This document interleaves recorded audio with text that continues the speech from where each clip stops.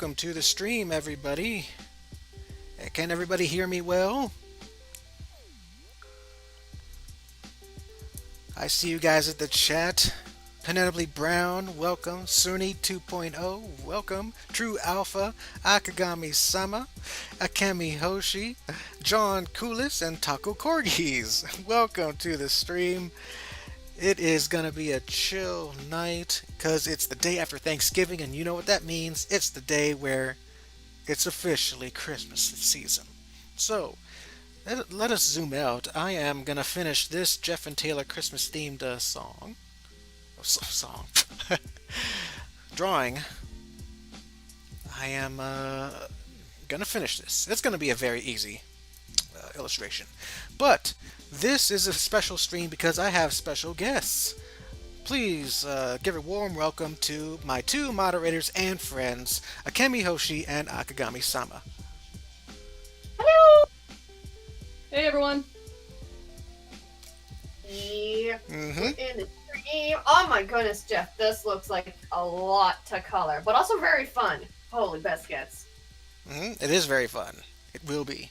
I'm very, good at drawing group pictures like this. It's very fun. It'll be a Christmas miracle when Jennifer actually smiles. Mm-hmm. Yes. So, people in the chat, can you hear them well? I know I have their mics up on the on XSplit, so hopefully everything will go well. I hope freaking internet connection will be friendly to us. Praise the internet gods. Please Mhm. save us. Ah! Sorry, I'm in the middle of playing Terraria and I just ate shit and died. Mhm. You can calm your excitement just a little bit in your game. Yeah. I apologize. Yeah, for RIP headphones. Rip headphone If users. anyone's on headphones. Well, that microphone is over there, so you can still hear me, but I'm not terribly all loud in your ear holes. Your voice carries. It does carry. Surprisingly, it's not ear grating carry. Sweet. Yeah, and here's the other picture. Yes, crazy cat. These are the Ooh. boys. Jeff, Taylor, Cassidy, and Jane, and Kim with Maria making snowmen. Ah, Oh, that's gonna be cute. I like it. Mm-hmm. Cassidy, this is gonna be a snow woman, and let me show you. Yep. And of course, the snowman has to look like Straw Man. I guess the boys ripped out his button eye, and they took his hat and I mustache. was just about to say, is that straw man in there? Mm-hmm. They got nothing on this. Frosty got nothing on this. All right. So, like I said, this will be simple. This will be finished quickly. It's funny. Right before I started this stream with you guys, I was listening to Skullzy Latte's stream, and he's streaming um, a commission that I paid him to do. Ooh, fun. Yep, he was commissioning a picture of Blue. Aww. Aww. Yep, it's gonna be fun. As soon as he's done with it, I'll retweet it on Twitter and everything.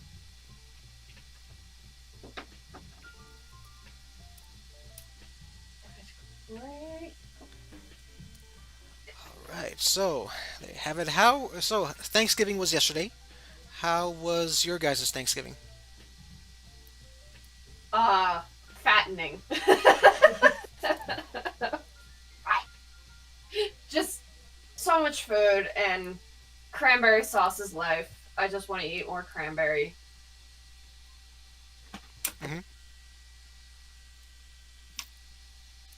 The cornbread stuffing was pretty good. I didn't expect that. Oh, speaking of cornbread, I was 28 years old today to find out that you use gravy in cornbread just in case the turkey is dry. I have been eating dry turkey for like the past 20 plus years. And I had no idea that was the reason why you had gravy.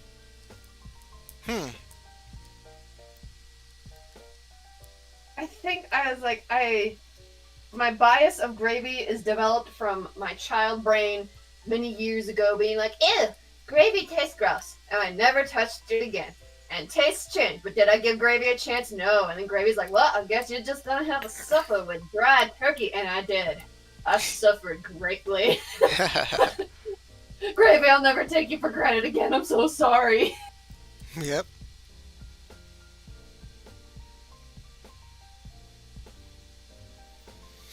Hello, David Altson. Welcome to the stream.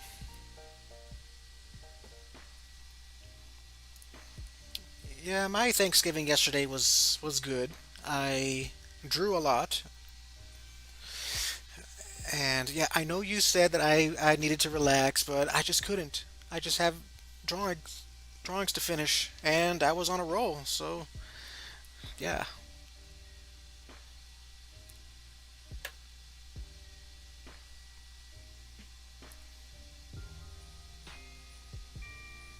Hello, Elijah Price and Michael Huckle. My two friends here are Akemi Hoshi and Akagami Sama. Hello. Mm-hmm.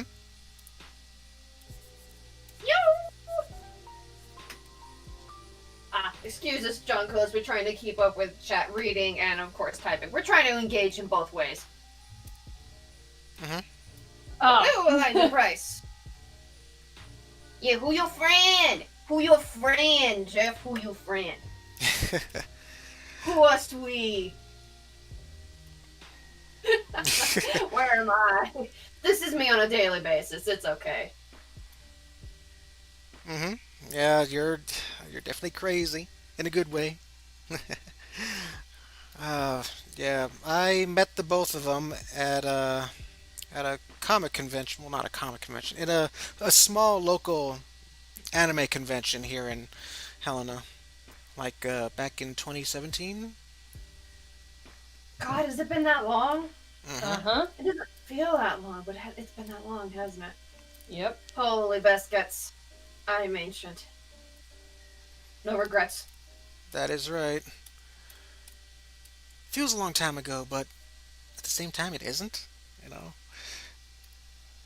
Well, if I may right now, because I was looking at what John Coulis you wrote in the chat, and so I'm just going to go back to what he said about recently getting into two shows, both starring Billy Gardell, and both produced by Chuck Lorre. They're called Mike and Molly, and Bob Hart's Abishola. What do you think of that? I've honestly not heard of those two shows, but I think that's pretty cool that you've recently gotten into them. And what are they about? I think I've heard of Mike and Molly before, but I've never seen an episode.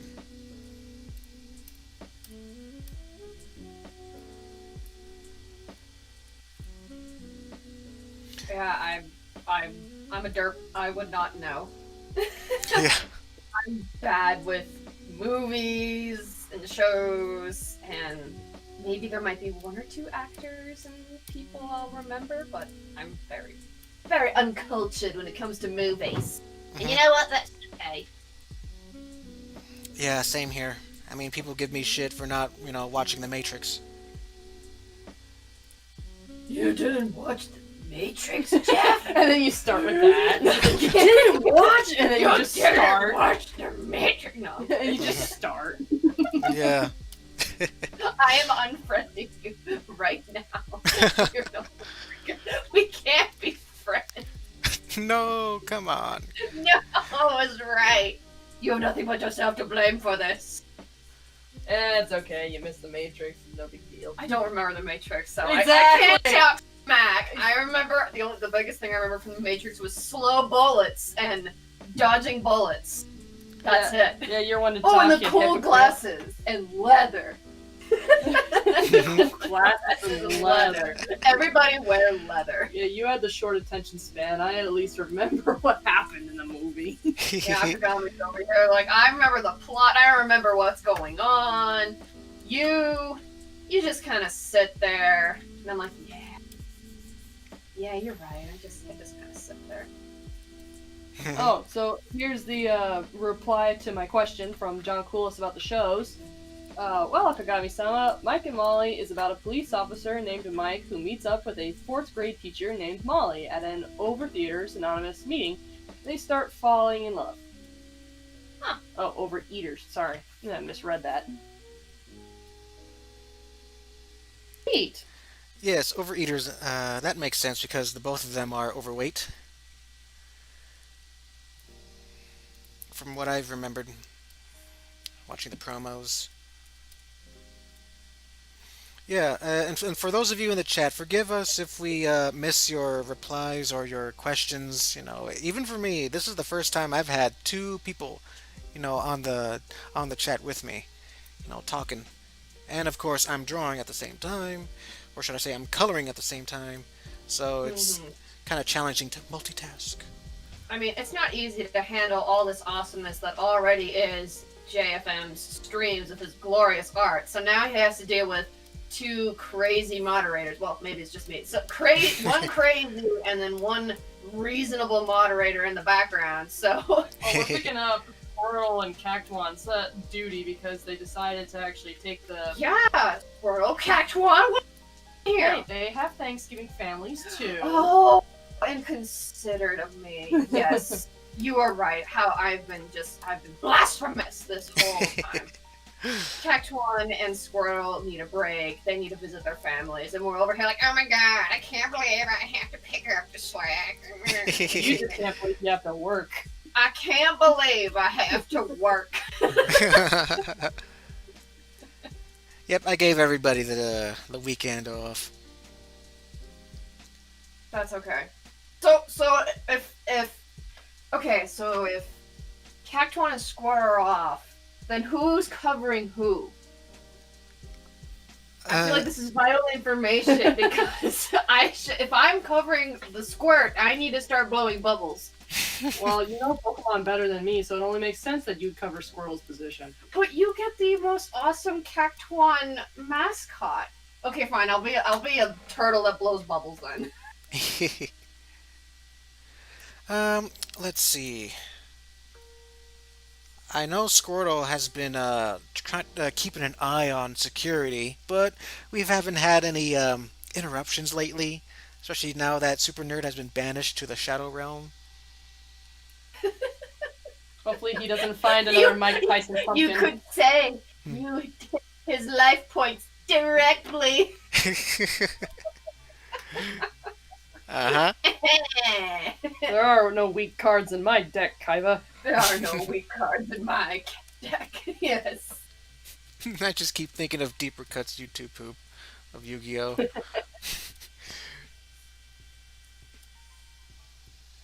Troll face. Yes, true alpha. Troll face.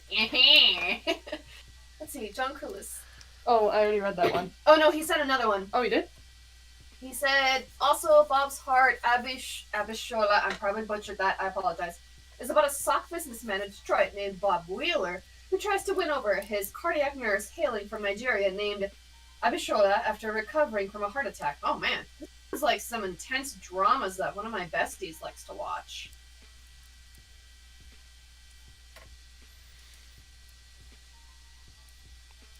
And she also had an amazing Thanksgiving, so... That's good. Yay! Mm-hmm. Everybody was safe. Everybody that I knew has been safe, and that's all that matters to me. Well, we're hoping that also other people have been safe as well. Well, okay, let me rephrase that. Everybody that's been in my inner circles have been safe, and I am thankful for people in my inner circles to be safe. Mm-hmm. Bless them, bless their health. Thank goodness. And now, people on the outer circles, like people in this stream, bless them and bless your health. Mm-hmm.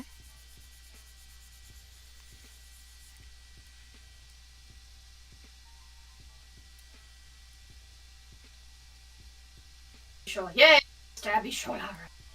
But have you peeled a lemon before? Yay, good to hear you're safe, Elijah Price. Have you peeled a lemon?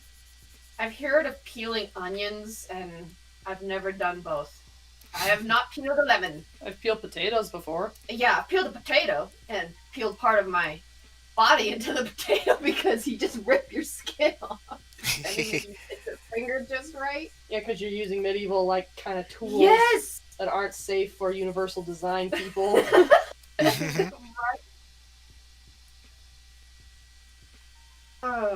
Old kitchen tools from the 90s. the 90s. Yeah. Yeah, some of them were from the 80s. Or the 70s. Who here still owns kitchen stuff from, like, the 70s? I wouldn't be able to tell you. I'm asking chat. I know I don't, but I could have sworn my family in our old house, we had like a fish knife that was in our cabinet since the 80s. But Oh, wow. we always use that fish knife as a butter knife, to spread our butter on our toast. That's what I remembered it. It's one of those fancy things. And True Alpha, I'm trying to finish this picture here. I'm not doing any requests. Because this picture right here, it has to be done tonight. Because I want to get that calendar done. And my parents has been asking for a Jeff and Taylor calendar. And I want to get it to them before I arrive there. And I would like to give the calendar to my friends for like Christmas. Well, that's nice that your parents also asked for Yeah, that's calendar. exciting! Mhm. Yay, support! Yeah, support for once. Hey, Black Reddy, he's in the chat. Welcome. Jeff and Taylor versus Thanos when? I have no idea, but I'm pretty sure Jeff and Taylor can beat him. hmm Thanos is nothing without those Infinity Stones. It's nothing. And then one with the hand like this.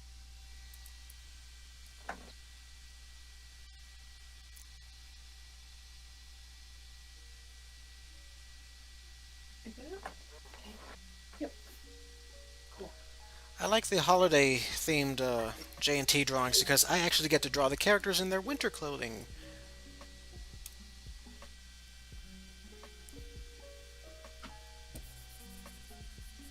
Has that ever come as a challenge to you, like just drawing the characters in different outfits? A little bit. Because, you have to figure out, if it's fashionable for them, if it's part of their personality. It's kind of like, I guess I'm not when I love complicated designs and outfits and attire, and then you have to reel it back and be like, okay, but would my character actually wear something this crazy? And most of the time you're like, no, but I still think they'd look cool. Yeah.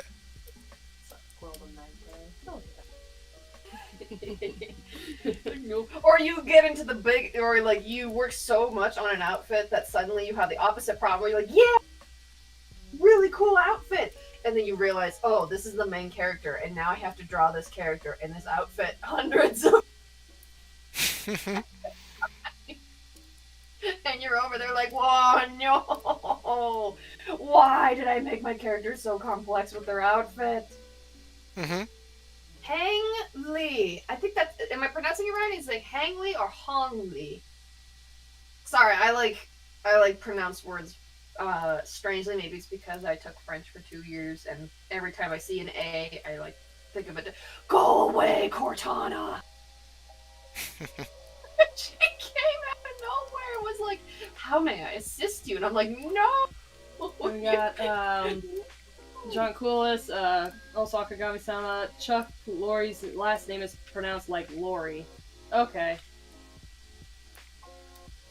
If I see an E, Say it right. Oh, if sorry, I see an Conley. E, I thought it was Lore. Yeah, instead of Lori. Oh, I did say it wrong. Sorry about that. I'm gonna say Hangli. Yep, I did say the name wrong. Okay, so I'm gonna say it just like how normal English said. Hang and then Lee. But is that wrong?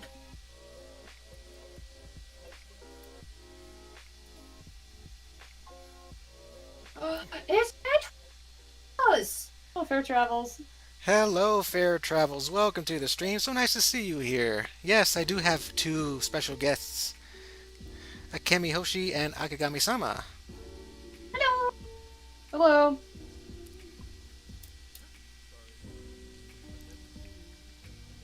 You're both enjoying this masterpiece that Jeff is currently coloring.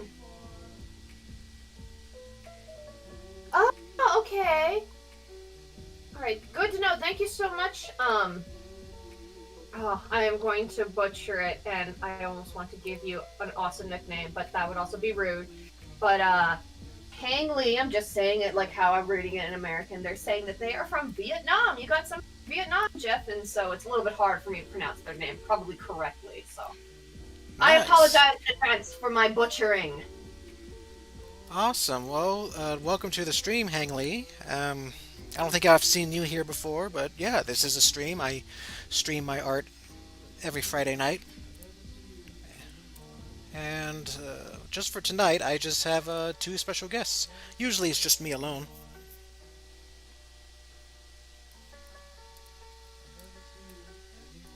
We just had Thanksgiving, so might as well. Hmm. Like a holiday special. Oh, does anybody remember the Charlie Brown like holiday specials? Yep. Yep. I probably saw it once.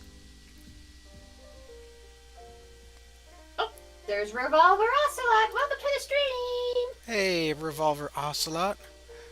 Welcome to thy stream.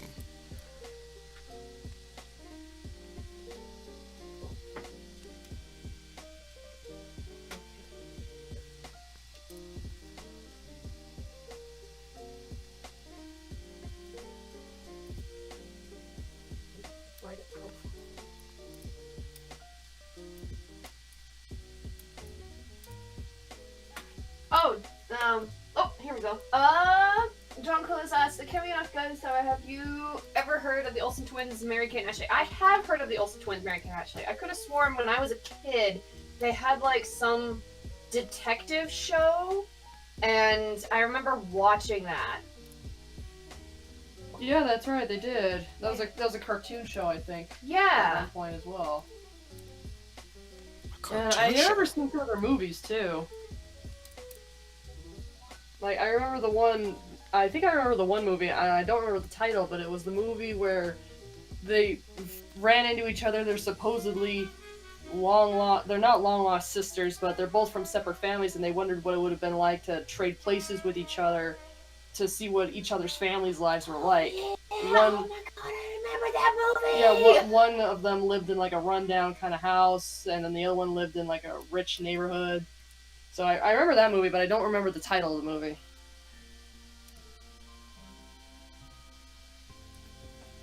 Thank you, Hang Lee. Yes. Thank you so much for liking the drawing.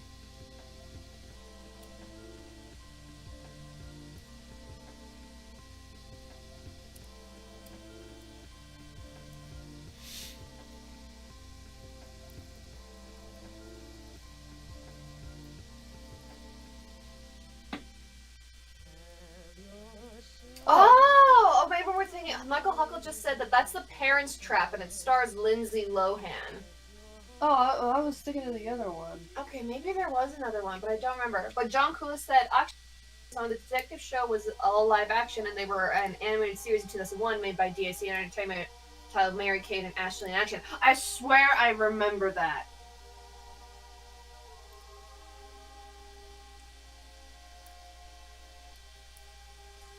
I can barely remember Mary Kate and Ashley starring in their own cartoon. It's one of those Mandela effects. It's like you think, is it real? Did that really happen? Just like freaking Sinbad. People thought he was the genie in a movie called Shazam, but there was no such movie.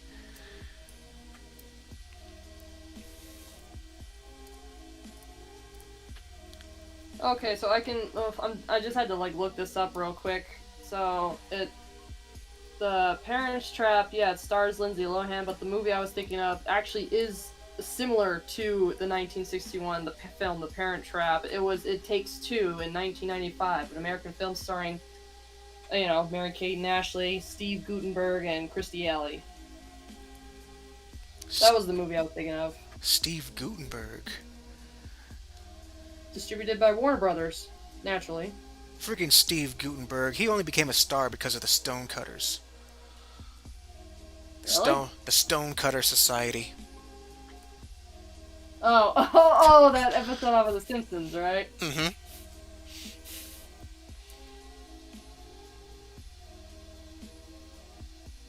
Oh, Jeff, I was gonna ask. Sometimes when I'm doing my digital drawings, when I get to the coloring stage, it's one of those things that I'm off and on about. But do you have like a separate file where you have like all your color swatches of your characters? Kinda. On when I'm working with Photoshop, I would have to bring an already finished picture of one of my characters to get the exact color. But there are sometimes I remember their colors by heart. Oh, And okay. but with Clip Studio Paint that you see here, on the very corner you see a whole bunch of colors, and I have them saved in a preset called Jeff and Taylor. So Oh. I already have I have a lot of the colors memorized, so I know their skin color, their hair color, and everything. It's just their winter clothing that I have trouble with. An Uber artist, welcome. It's been a while since I've seen you. Do I have any tips on creating good line quality and flattening colors quickly? Well, good line quality I just discovered. Well, actually, I didn't discover. I was told or advised by Akagami-sama that using Clip Studio Paint, like if you raise the stabilization as high as it can go, it can really, make your lines be all crisp. And I always use the G Pen tool when I'm doing line work in Clip Studio. When it comes to flattening colors, I always use a different layer, and I put that under the line art layer. That's how I color.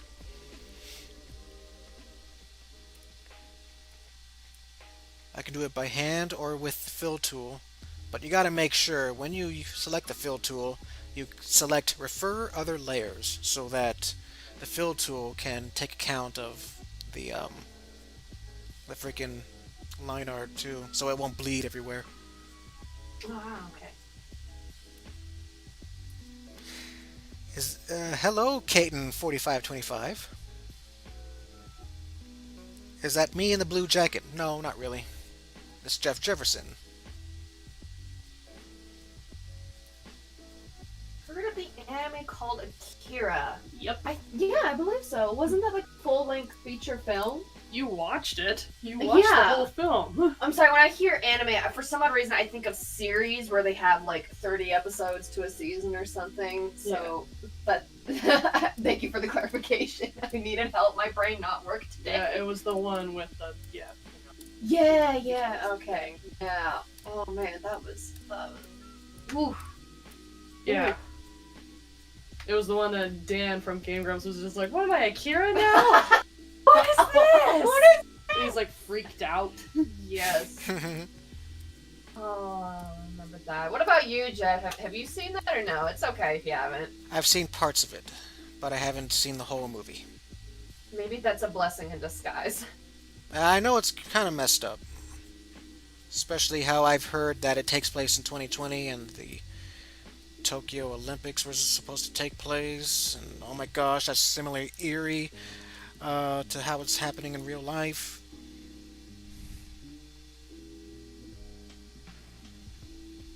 So, uh, damn it. I hate it when cartoons predict the future. Oh, hey, Eli Mann just popped in. Hey there, Eli. Welcome, Eli Madness.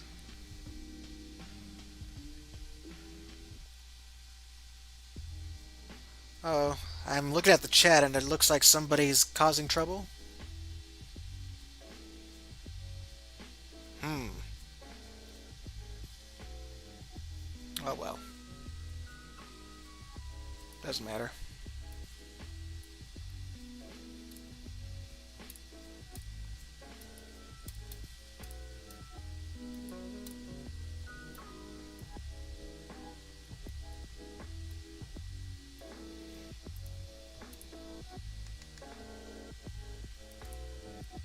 So, are you two working on anything? Anything art related?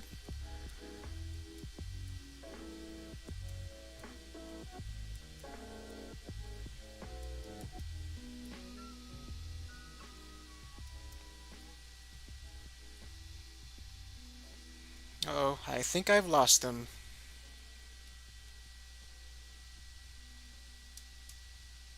Can you guys still hear me?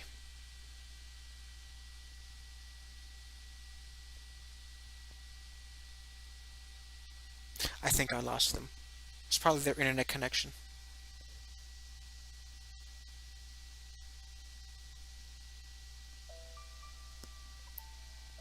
Oh no, I know you guys in the chat can hear me. I'm just talking to my two guests, or maybe their parents walked in or something.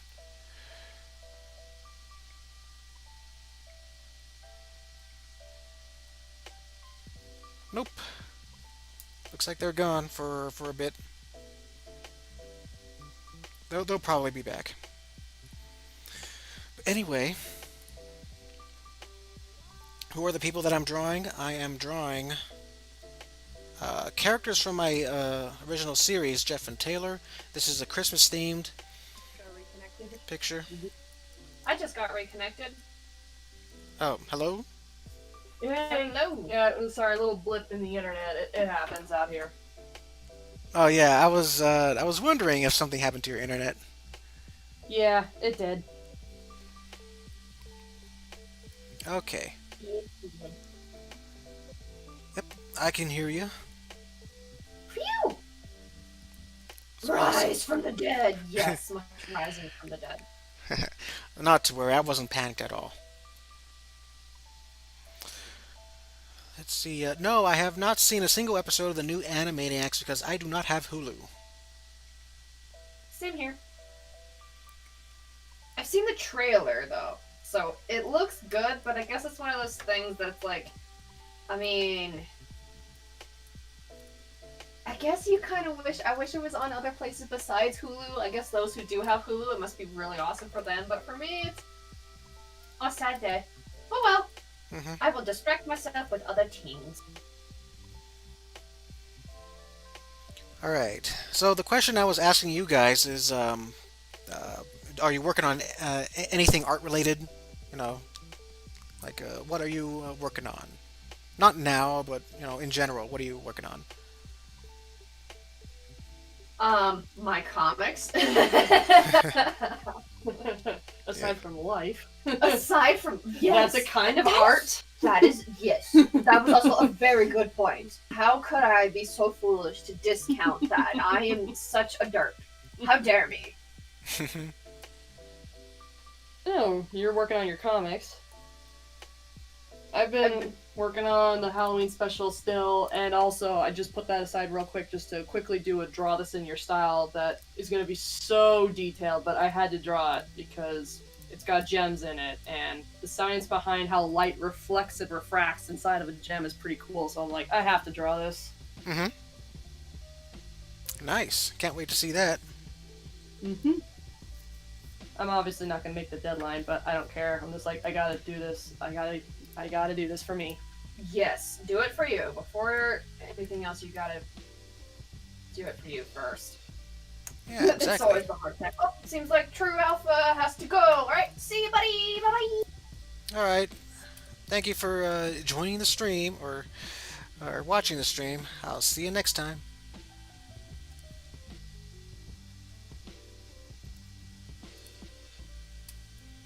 Oh no, this is a much prettier green. Yeah, this is Cassidy green. Uh-huh. Much better. Oh wait, she has a purple shirt. Why? Wise from your queen. I don't know why. What was that from? It What was that That was from Dwarfs of Buckley. from? Oh, Joseph Buckley. Excuse us. We're reminiscing about some good old. I got a question from John Coolis. Akagami-sama, do you have a Twitter and or Instagram account? I do have an Instagram account. I'm under @Rosengard, all one word.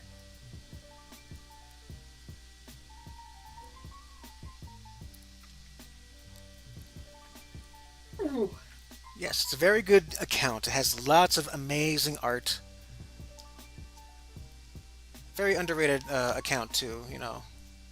Aw, thanks. Yeah, you really need more. You deserve a lot more followers than what you have now. Aw, well, thanks.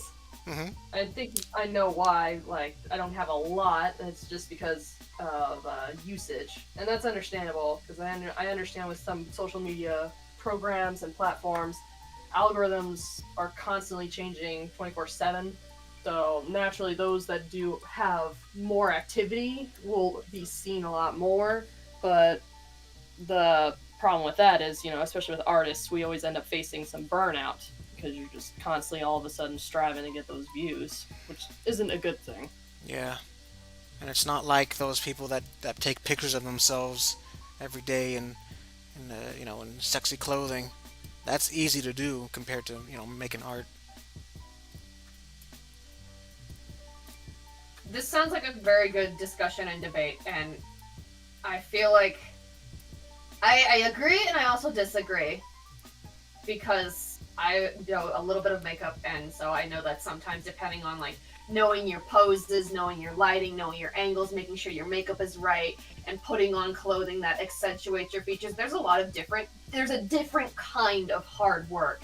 And I feel like both can be said about both art and like taking pictures of you yourself in good clothes or something, is that because we are not in the know, it's easy to be on the out looking in, being like, wow, that looks easy. I could just do that simply. And I feel like a lot of other people could look at something like, and I'm guilty of this as well. This was a huge thing on DA where My Little Pony art was so popular.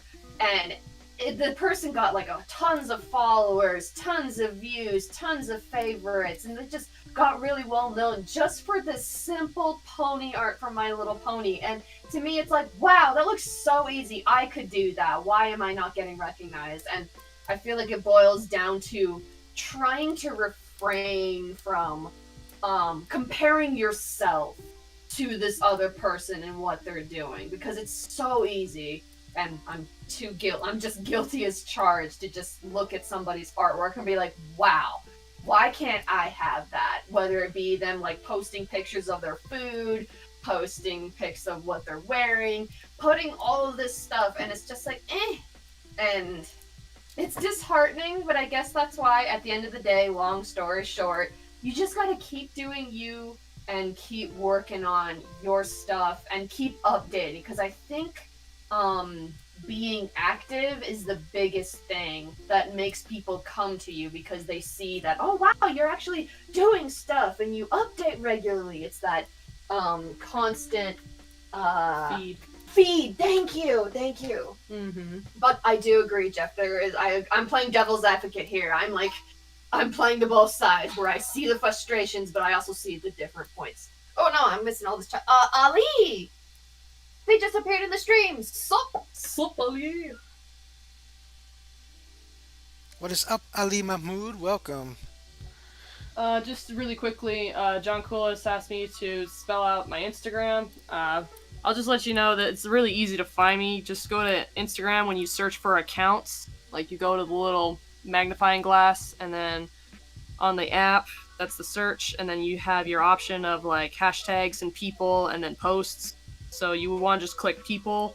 Literally, you would just put in my first part of my name, which would be ROZEN, and I'm the first one that typically would pop up. My profile picture is that picture of that blue bird sitting on a blue rose on the moon.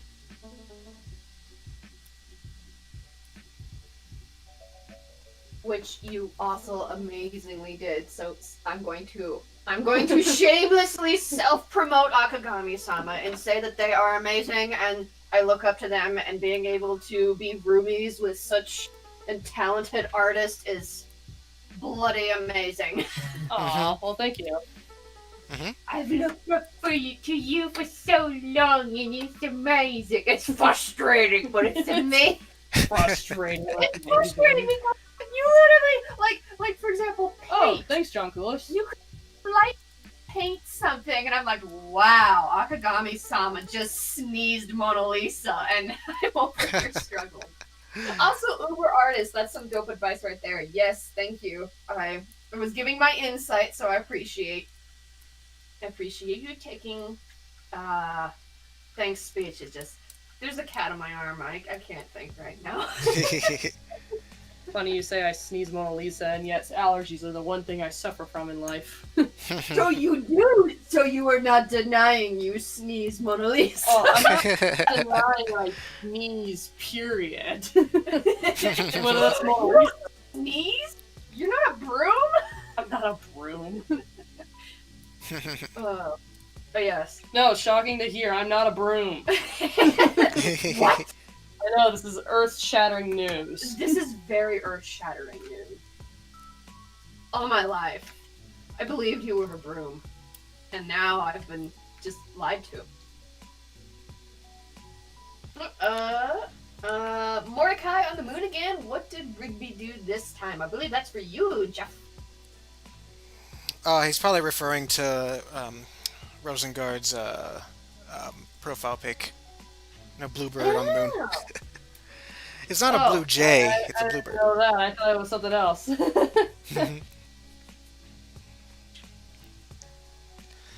Black Riddy, he asked a question. I know the reference. I got the reference, though. That is actually kind of funny.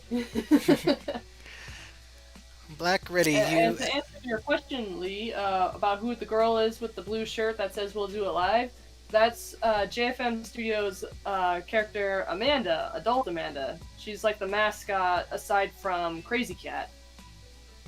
I'm sure Jeff could probably answer that, but I don't know how long he was waiting in the chat. No, we speak for him. You don't talk to anybody unless you talk to us first. That's not true. He's been speaking this whole time. Jeff, you are a... violating contract. You need to stop now. No, you just poured like your job. You me. No. Your job was to take over Squirrel's job for the night, remember? I am going to blow so many bubbles at you. Bubbles. It's like not the beat, but not the bubbles. Also, I'm gonna go ahead. I'm gonna do some more shameless self-promotion in the regards of, I just gotta say, Jeff. I'm always inspired by your comics and the fact that you are self-publishing and you got like your first 2 volumes out there, like of your remake and everything. It is just nothing short of extraordinary. And I sit there and I think to myself, one of these days, I'm gonna have my own volume, just like Jeff out there. And sometimes when I feel a little bit down or upset, or I'm like, I don't want to draw this stupid page, or I don't want to draw this thing, I just pull out those volumes and be like, yes, I do want to do this thing, because this thing could be an even greater thing, just like Jeff's stuff. It gives me a little, it just it helps me smile every day. Motivation. It gives me motivation, and sometimes that's all you need, is a small little pick-me-up. You know, I'm a big, firm believer in enjoy the simple things, and so sometimes when I get a copy and I get the whole Jeff and Taylor's, like, volumes and stuff in my hand, it's just,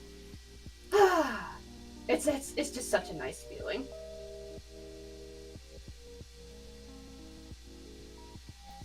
Oh well, thank you, Akemi. Yeah, sometimes I do wonder if I'm, impressing you guys and inspiring you. So, but yeah. And Black Riddy, sorry I missed your question here, but in my honest opinion, no, this isn't an opinion. This is a fact. The Jeff and Taylor series you're reading now takes place in the year 2014. And there will be continuity. It's not like the characters will remain teenagers for the rest of their lives.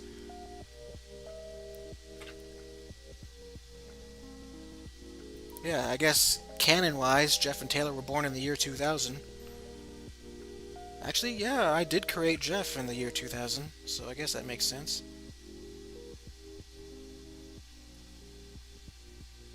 Right, Uber artist? Rosengard's art is legit. Mm-hmm.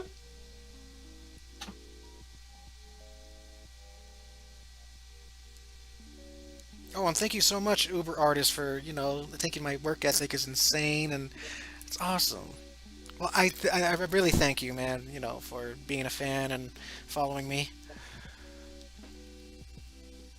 Also, Uber artist just took the words right out of my mouth. That was another thing that I was trying to say, but my brain decides to go all the way around before getting to the point. I have to agree. The fact that you can just get up and be like, I'm going to draw, this is my dream, and I am making it come true every small little pixel at a time. And that is just nothing short of awe-inspiring. And the fact that you are keeping yourself to that, you are holding yourself to that, is just something that I need to get a handle on, and I just need to siphon your energy. Like, how you do this? I need to know. Mm-hmm. Oh, it takes a bit of sacrifice. The blood of children. No, I kid.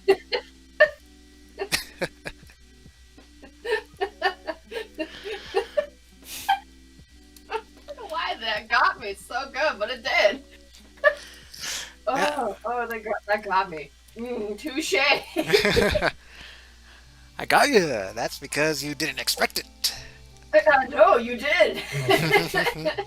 And I'm like, I don't know what to say. I'm like that one meme of the stick figure where he like opens his mouth with his finger up, like, and then he just refrains from saying, you know what? Yes, this somehow makes sense. Oh yeah. And yes, Hangley, I did have a great Thanksgiving, even though I spent it all by myself.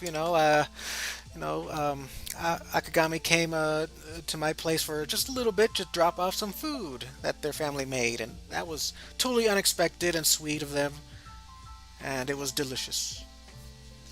Yay! Glad you liked it. Uh huh.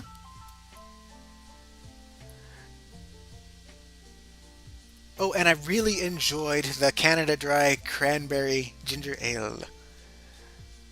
Yeah, that was limited edition, like season edition from Canada Dry of all things. I didn't expect that. I was like, oh hey, But it's so good. it's good. It is. It's like a Christmas party in my mouth. The good kind. Yeah, the good kind. Good kind where, Oh, I just now read this comment from Uber artist. Aw, Rosengard's art is legit. I'm visibly upset that you don't have more followers. What the heck? I know. Aw. I'm just as upset, Uber artist. Feel my frustration. I'm not too upset about like the whole follower thing. Like, honestly, those that want to follow me, I'm perfectly happy to have them with me. Mm-hmm. Happy to have any people, honestly, with me. Welcome aboard! I Yes. think that's the greatest thing about both you and Jeff is your humility. Mm-hmm. You're just very humble, and it's just like, aw. There never feels like a point where it's like, oh man, you just with the following that you have, you never make it seem like I'm too big for my britches and I'm better than you and so I just love that wholesome welcoming, like, hey, you want to come in here and love art like I do? We can all sit here and talk about art, and be friends and be mutuals, as the new lovely term at Twitter is. Mutuals. Oh, I didn't know that there was a thing going on Twitter. Yeah, it's a thing going on. It's basically like you follow them and they follow you back, and it's kind of like you both vibe with each other because you kind of get each other in the regards of something you both have equal grounds or passionate about. Oh, interesting. For me, in my perspective, really the matter of the follower thing actually came from one of my biggest lessons was after my burnout from 2019 in July. After I had that huge art burnout, and I had to actually do quite a bit of well, I wouldn't necessarily call it soul searching, but I had to do quite a bit of thinking.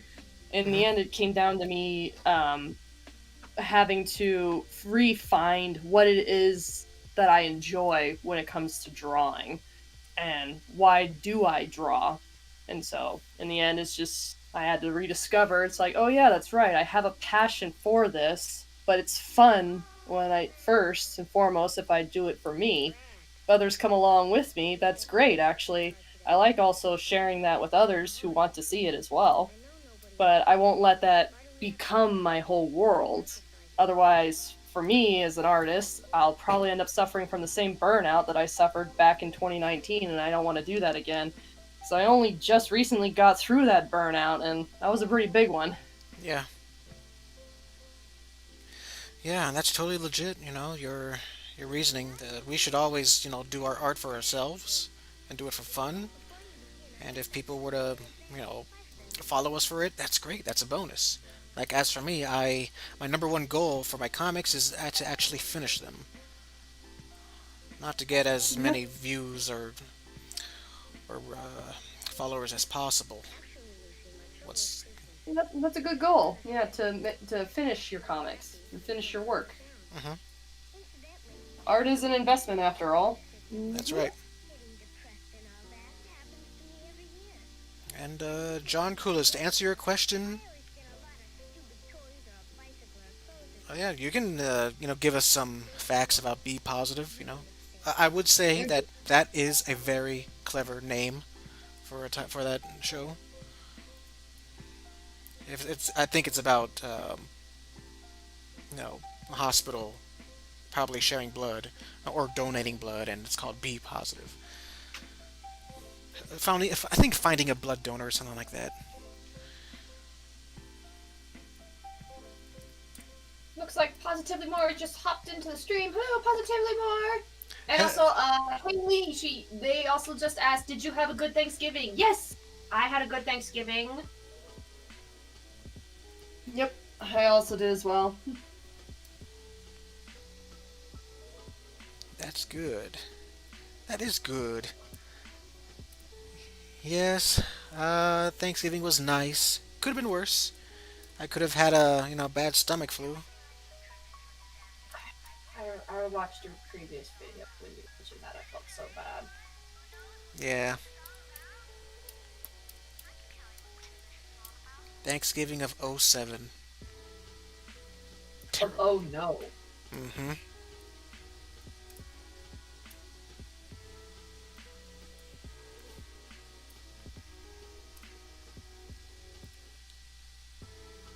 So, John Coolis gave us one of the pointers. So the creator of the show was Marco Pennant, who has been a multi-camera sitcom veteran for years, was actually born in Greenwich, Connecticut. It's not far from where I live. Oh, pretty cool. And to answer your question, Eli Madness, have any of you three watched Designated Survivor? I have not. Neither have I. I don't watch TV. Yeah, I apologize. I do not know this one. I think of Survivor, like actual Survivor, the show where like The show Survivor? yeah, the show Survivor. I used to watch that a lot as a kid. Oh, it's on Netflix. Oh, okay. Okay, okay. Oh, Nuisance Productions popped into the stream. Hey guys, hi.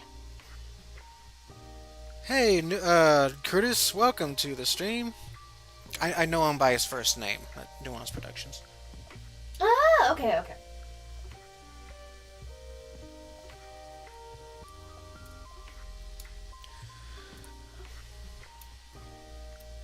Oh, one quick thing for you guys. I did talk to my parents last night or yesterday to talk to and to give them a Thanksgiving message, and things are going well for them. And of course, they wish you guys a happy Thanksgiving. And yeah, things are going well. Except my mom has been feeling a bit down under the weather.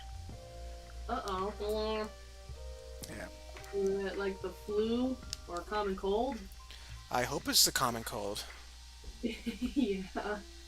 But yeah, I think she's good. It's not. I don't think she has COVID or anything like that.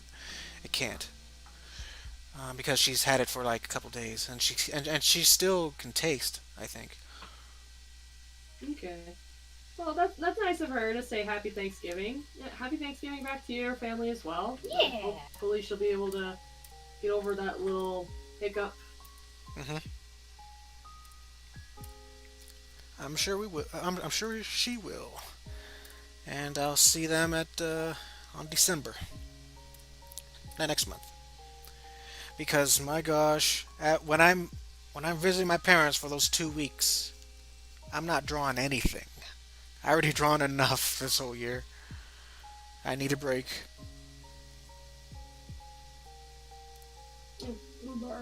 Oh yeah. Uber artist. The burnout advice is exactly what I needed. I think it's my problem right now. I've been studying the fundamentals, but my eye is stronger than my art skills now. I know I'll get better, but oof. Yeah, Oh, it does come. Getting better does come with time. That's for sure. And practice. Yeah, I know people are tired of hearing that, but it is actually true. Practice. But yeah, for the burnout thing, that's still the major part. Just trying to make sure you don't burn yourself out. Because if you don't feel motivated to draw, or you're not in a happy place in your life, then regardless of what some advice some people have said, like adversity creates artists, it was the quote, but I defy that quote, saying no, thanks to Sarah Anderson's comic, which she makes amazing adult comics, which is that no, happy artists create great artwork. Adversity really just gives you more experience about the things that you can possibly portray and express through your artwork, but it doesn't mean that it helps you create artwork. Happy artists create artwork, so especially if you're not in a good place in your life, you gotta get to that place first. That'll help you get through the burnout, help you get through whatever obstacles you're facing, so that way you can create again. mhm, that's And right. it's always individualized too. That's the other thing. Every person's journey is going to be different, maybe with some similarities here and there. But happy any advice that we gave could help you out, even in the slightest. That's right.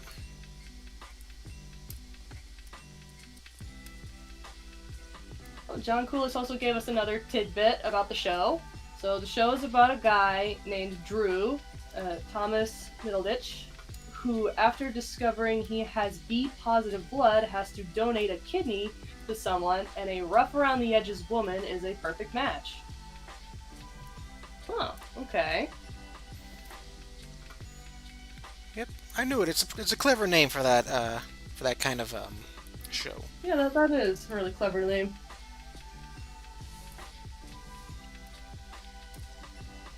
No, no, no, don't fly up. Ruby's trying to build I a am trying to bridge. build a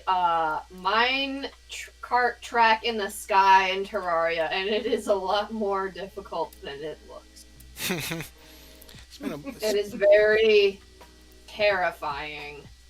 I'm just literally just doodling in the background. That's all I'm doing. it's been a minute since I played Terraria. I don't think since July. There's more goodies soon. You and me, we're gonna hop in. We're gonna go in, guns blazing, Uh huh. kill all the slams. Mhm. What the slimes ever do to you? Eat and dissolve my face. Okay, fair enough.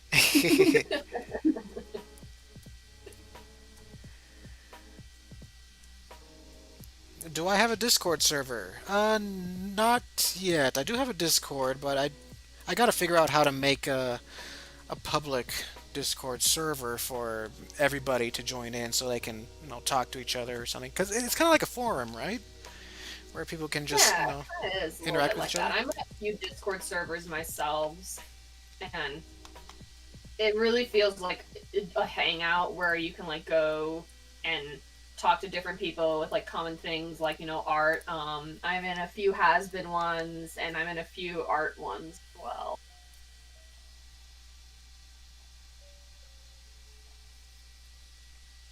Yeah, I'm gonna have to do that. I'm gonna publish the link. Mhm.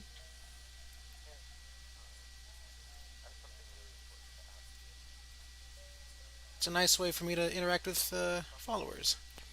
Mhm.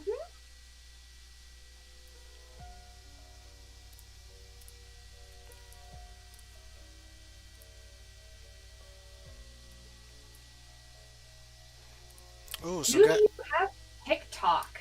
I do not. I thought about it. I really did, but then I didn't. I don't know why. nope, no TikTok for me. Don't want I it. don't have that either. We're a bunch of old plebs. Hmm. I mean, there's nothing wrong against TikTok. Like, there's been some, like, I am a little bit addicted to, sometimes I'll see some TikToks pop up on my Pinterest, and Pinterest knows I look at a lot of funny things or things related to memes, and there are some TikToks on there that just get me howling. So, I gotta say, it's not a bad place, it's not a bad thing, but I guess it's kind of one of those things where it's like, it's new to me, so I wouldn't know where to start and what to do. So. It's kind of like trying to find your niche. And you're like, huh, what am I doing?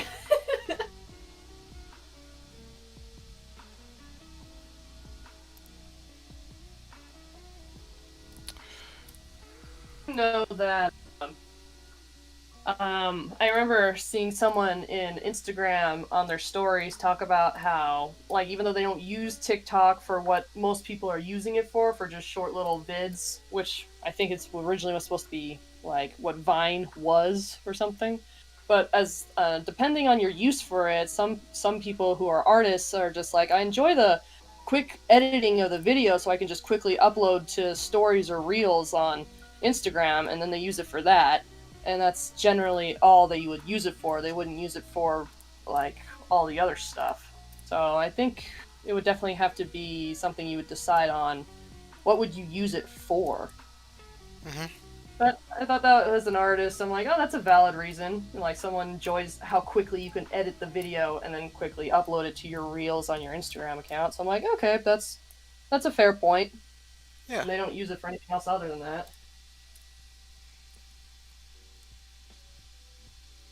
Eli Madness made a comment. I saw a video I recommended about a teenager who basically committed a felony. Or, yeah, in his neighborhood for a TikTok. Yeah, I mean, Ooh. I feel like recommended videos to me, just in general, are a little bit poison in regards to, I feel like the algorithm or whatever is trying to suggest me videos, and I personally do not want my feed being um geared or tailored to that. So it's like, no, if I want to watch a video, I'm gonna find it and I'm gonna move on. I refuse to click on this and let the algorithm be like, oh, yay, so she clicked on this. This means that she wants more of this. It's one of those things that I'm like, nope, nope, nope. I don't want that in my feed. I don't even want to click, even whether this headline that you were talking about, Eli, is true or not, or who knows. To me, that's immediate, like, nope, I'm gone. I'm done. Nope. Immediate, like, disconnect, turn off, do something else. Mm-hmm. And not going to give it any attention because I feel like publicity to that type of extent is bad for it. So you should just not, just no. No. No. At least for the sake of the algorithm, because I swear when you do click on something, whether it's a like or something that was recommended to you, your algorithm Yeah, does and change, and then next thing you know, you're seeing stuff in your feed that you normally wouldn't watch exactly being recommended to you. Exactly, and so it's a little bit scary when you think about it, but at the same time, ugh, ugh. Hmm.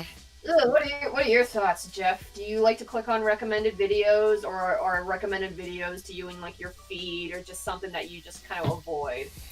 Sometimes it depends on the context or whatever. Like if they want to recommend a boxing video, I'm like, okay, I can watch this, whatever. But if it's like a one of the hot news of the days, like something morbid like that, then no, I would not click on that. Like for example, YouTube noticed that I was watching a bunch of cat videos, and they recommended sad cat videos, like No! like people recording abandoned cats and kittens on the road. I'm like, no, I don't want to watch this. Well, it's like, why would you do this to me? Hmm. We were friends. We're not friends anymore. The algorithm does what it does for business. That's all it is. Touche. And I've made a mistake. I colored Jennifer's hair the wrong color. Oops. Oh, I thought you were gonna say you colored on the wrong layer. Oh, No, no, God. Oh, artist problems. Relate so hard. You must stop. Why? Because you're coloring on the wrong layer. It's a minor problem. Jennifer's hair is supposed to be lighter than Jeff's. That's it.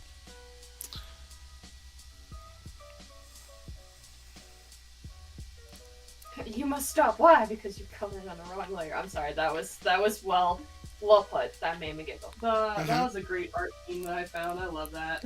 Yep. On a wrong layer. Digital artist struggles. Yep. I just copy and paste. That's literally all I do.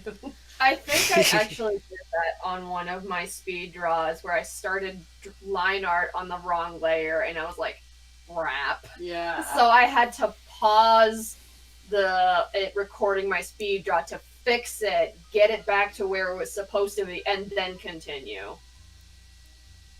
Because I'm just not about that noise. Yeah, I just copy, paste, and then merge, and then I can delete the other file once I know that everything's merged correctly. Hmm. All right, the flats are done. Nice. It looks great! Woo! Aw, they all look so happy. That Christmas tree in the background is like some creepy animatronic. And... That's from a previous year, the singing Christmas tree, Gregory. Oh! Ugh. No! Yep. It's an actual product. Like, you can even look it up on Amazon. It's creepy to look at. Yes, Oh, his really? name is Douglas for the singing Christmas tree. I don't like Douglas fir. No, I do not. Dude, it is creepy. Like we've had that Douglas fir thing at our family for like years until, my dad moved it to the shop. And throughout the years at the shop during Christmas time, we would my dad would bring it out. It was all dressed up. Like the eye was missing, and we would have it wear one of those N95 masks, and just for fun.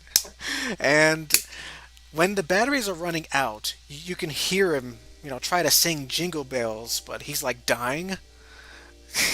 And he's like, Jingle bells, jingle bells. I do not like this. No, I do not. There is a video on my Instagram a long time ago. I think it was like 2016, like that long ago. But yeah, he's scary. All right, so now I'm done with that. I'll go ahead and work on this here. Yes, I have heard of Gears of War. More like Tears of War. Tears of War. But I There have. are moments where it's just like, ah, my heart. But yeah, I've never played it though. Hey, Sideburns, welcome to thy stream. Hello.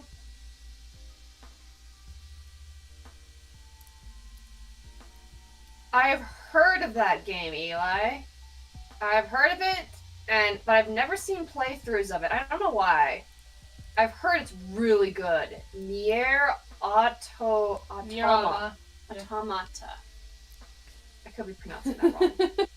I wanted to play it, actually. I heard very good things about it. I just didn't get my hands on it yet. Yeah.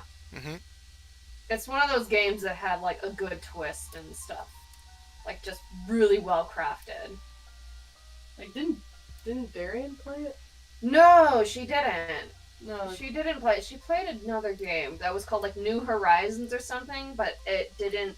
It was kind of like all the there was like dinosaurs, but they were all machines, and that was something different. But she did beat that game, and she liked that game. Mhm. But this is something different, and all I remember is that it featured both a female and a male, like a girl and a boy that were mostly dressed in black. Their hair was white, and they had blindfolds on. They were cyborgs. That's what I can remember.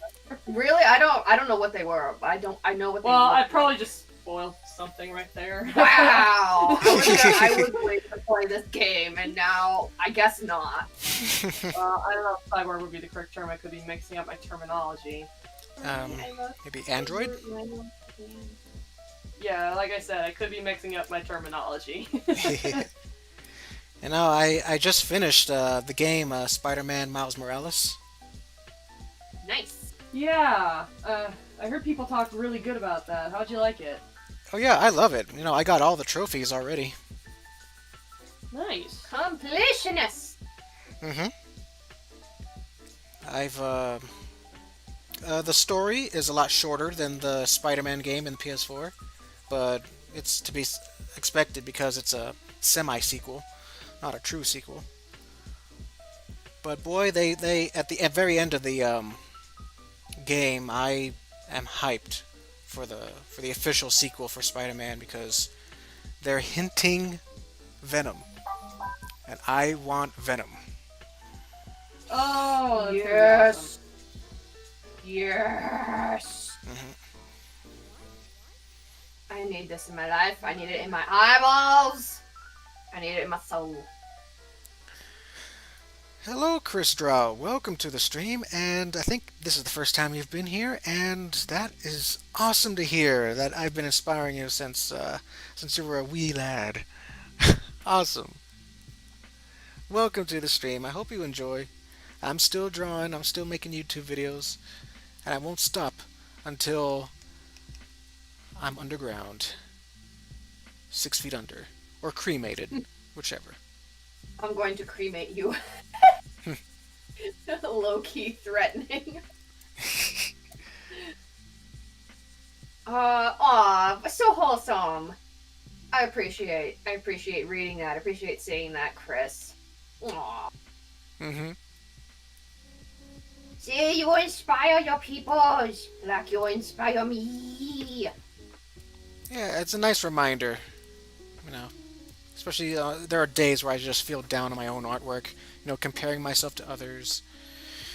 Gotta stop that. Stop that. It's Stop it. difficult. It's hard. It's a It's journey. so easy to say. It's literally like,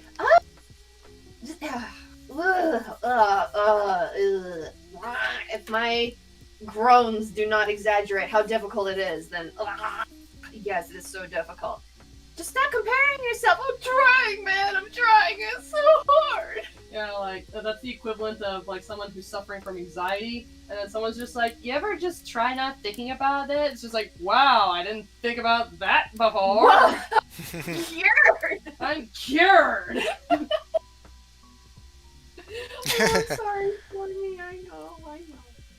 You guys can't see it, but my There's a big cat in here. I have two cats, Stormy and Misty, and Stormy is on my arm that's using my mouse, and she's trying to nap underneath the light bulb of the lamp, and Yay. she wants on me, so I'm like, oh. Oh, so Stormy is obsessed with the bulb now. You had, Yes.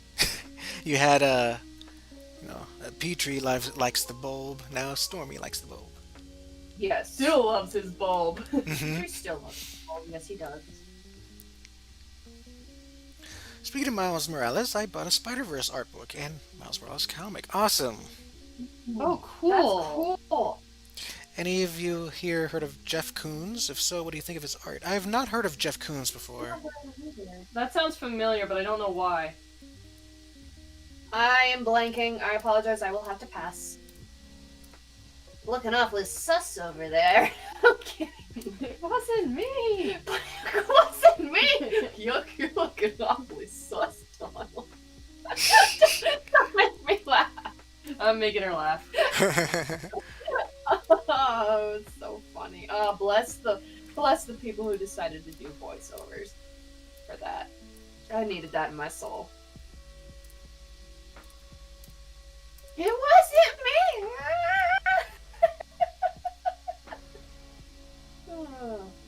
Oh, he made balloon animal sculptures known for his, I want to say quiche or keche art. Or quiche. Hmm. Quiche. Quiche. Interesting. I don't know, but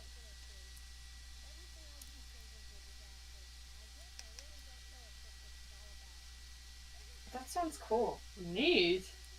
Like I think, like I don't know. I feel like, I wonder if I don't know. I haven't seen it, but immediately when I think of balloon animal sculptures, I'm thinking he made something that was like translucent, like out of metal, so it like makes it look like it's a balloon animal, but it's like you touch it and it's metal. Like imagine how trippy something like that would be. Just like your brain is looking at something like a balloon animal sculpture and you think, "Oh, you're gonna touch it and it feels like latex, like it's a balloon animal." But then you touch it and it's like cool like metal or something. I'd assume maybe he does work like that, but if not, maybe he and I should hit each other up and talk about it because that would be really cool. Hmm.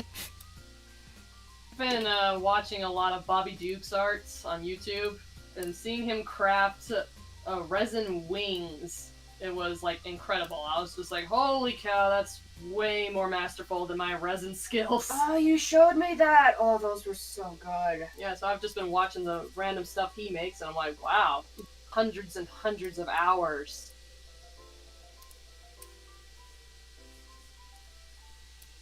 That's impressive.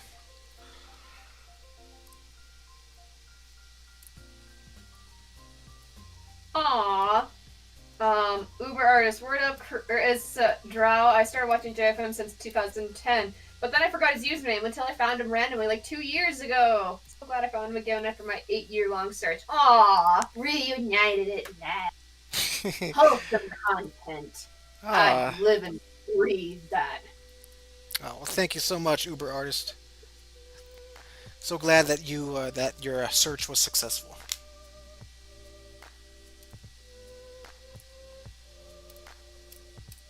Ooh, yeah, okay, so, continuing with that, um, the balloon animal sculpture artist, yeah, they're stainless steel and super reflective. I would have thought so, like, yeah, he's done, like, dogs and snakes.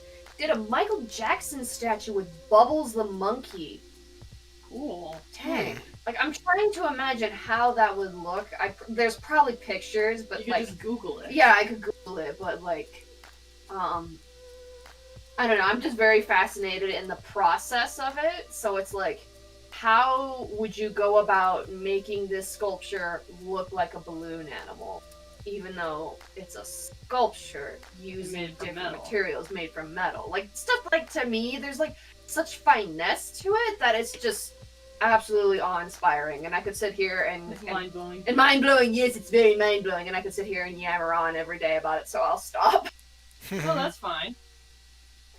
I just get too excited about just all the little things, and I'm like, how'd you do that? So cool.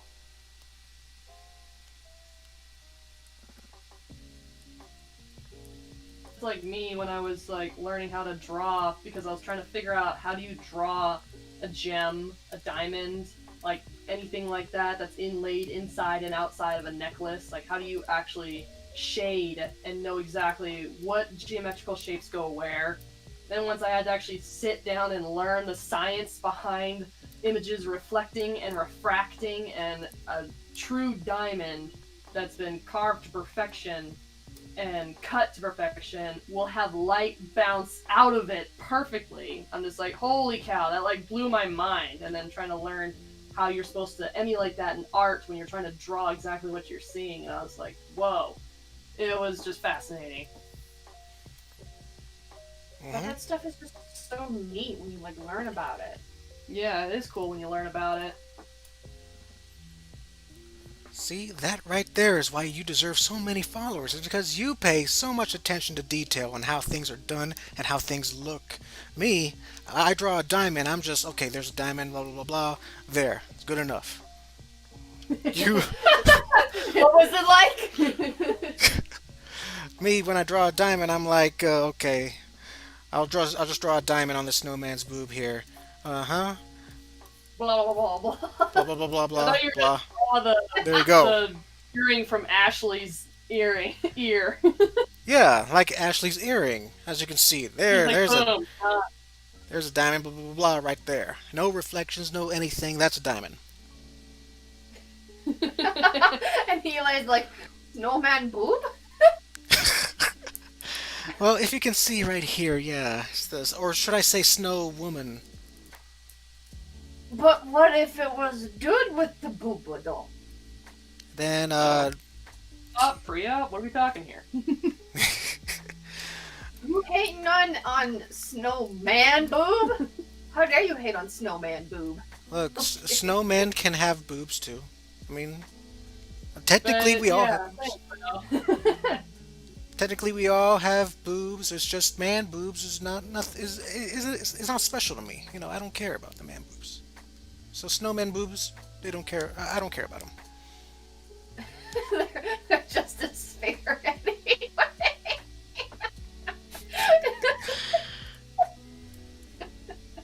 And people in the chat are like, "Oh my gosh, I I am better going leave." to hell for laughing. Oh, I was about to be like, oh, don't worry, they'll melt once the sun gets on them. All right, I gotta listen to. Repeat that again, Akemi. What were you laughing at?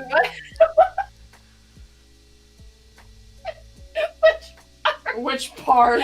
Try to stop laughing first.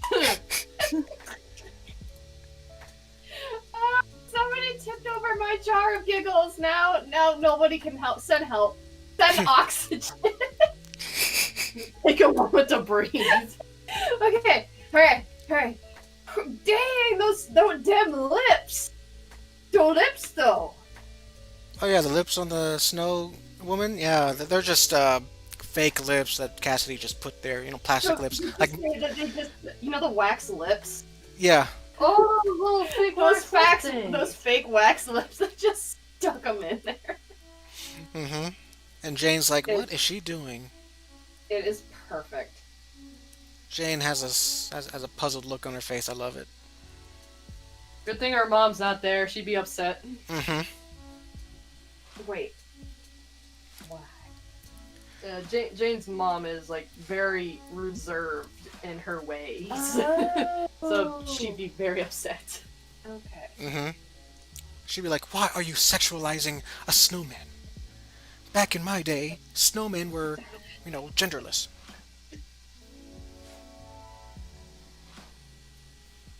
Let's see. To Akagami-sama and Akemi, have you ever heard of Pippi Longstocking and the 1997 cartoon produced by Elvana? I have heard of it, but I have not Yeah. watched it.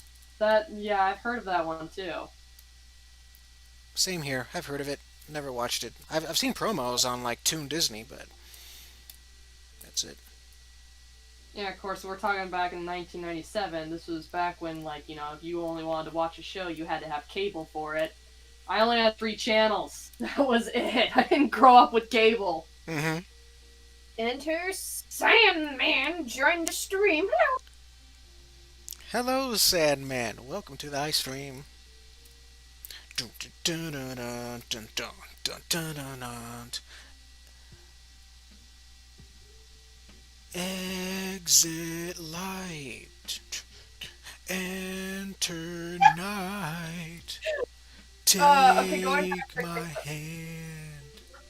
Often Your never, singing is never very beautiful, land. by the way. I did not mean to interrupt. How rude of me. Oh, well, Yeah, at thank you least so much. for an encore. I know, damn me. My mouth needs to stop so Jeff could at least get the word out. Jeez. I yeah, I rarely sing, so there you have it. But I was done anyway. I was singing that often never, never land because of Sandman. That's a song by Metallica. You want your feet? Yeah, your cats probably want their food. You got a question from Michael Huckle. Have you ever gone to an art museum? Any of you? Yes, I have. Yes. I've gone to the Halter Art Museum that's here in Montana. I was to the other. I forgot the name of the museum, but Charlie it was Russell. the Charlie Russell one that was in Great Falls. But then there was another one that I saw when I was in Boise, Idaho, for the chair fair competition, and I got to see all the cool sculptures in there. But I can't remember the name of the museum. But it was a really big one. hmm I've been to the University of Alaska Fairbanks Museum. It was nice. They had a skeleton of a woolly mammoth there. Oh, neat. Ooh. hmm And I've been to the art museum at downtown Seattle. Ah. Yep, lots of fun art there. Mm-hmm. Oh, I guess the only other museums that I've gone to, I don't know if you call them museums, but I did have the opportunity and went to Rome and Florence in Italy. So I saw a lot of places that had a lot of the old artworks from the Renaissance period, even before then. I actually managed to get into the Vatican too and saw the Sistine Chapel. So I know those don't count as museums; those are like something else. But they held a lot of artwork. There was a lot of art. Rome is basically one giant outdoor museum. So, It really is. It really is. so Colosseum, yeah. yeah, so right there, that's a museum in my eyes. I've never been to Europe, any European country. I've never been there. So consider yourself lucky. Yeah, I was very lucky. Like, originally, I couldn't even afford the trip to go, but my parents pushed me and said, no, you need to go on this trip. You need to actually experience other places and other people and other cultures because, it's important to know that, there are other people out there, there's other lifestyles out there. That's great, yeah. Alright, I'm just pulling this comic out just to get Strawman's colors. And, oh, look, it's you looking at him. Oh, neato. So Michael Huckle said that he went to the Cincinnati Art Museum and they had a Warhol and some Van Goghs and Picassos. Ooh, Uh-huh. Jetty. And he also went to the Smithsonian Aerospace Museum. That's awesome. That right there is cool. Saw the Wright brothers plane and the lunar lander and Amelia Earhart's plane. Oh, that is so cool. Oh, hey, Game Challenger Wolf. Hello. Hello. Hello, dude. Welcome to the stream. But the Wrights brothers plane, man. It's lit. It's cool. I feel like I become Shaoran from Tsubasa. I know you guys don't know that series. Props to anybody who does know. I'm talking, Akemi is talking currently. Game Challenger Wolf. We are guests on Jeff's amazing stream. But anytime I think of like history, like Pompeii or like the Wright brothers plane, anything to me that just feels like it's from so long ago that's just a piece of history, I like get giddy, like Shauron, who just absolutely loves archaeology. And he's a character from Tsubasa, and I was like, oh, I relate. I relate so hard to that. Mm-hmm.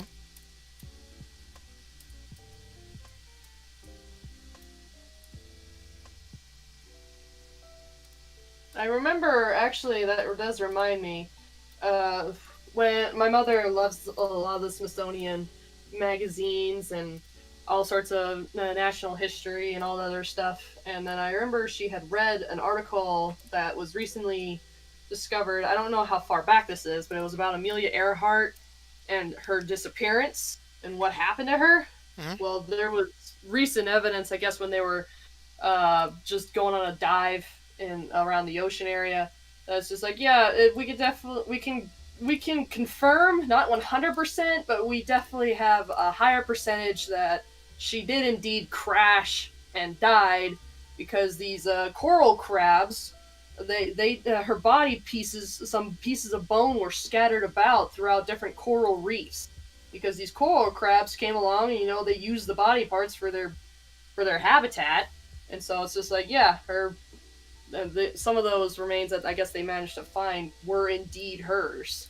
So Hmm. they're just like, Well, that's morbid, but also very. I know it's fascinating. morbid, Like, but but it's fascinating. yeah. Like these crabs be like, this be part of a home now, and you're over there like, where did you get this? And they're like, it's part of a home now.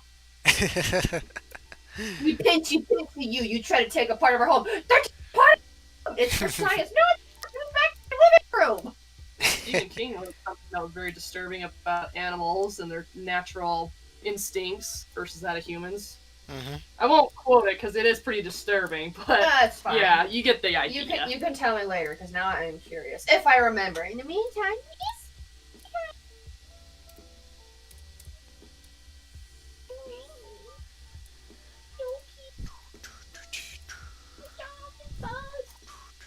oh, and Stormy, she's stretching.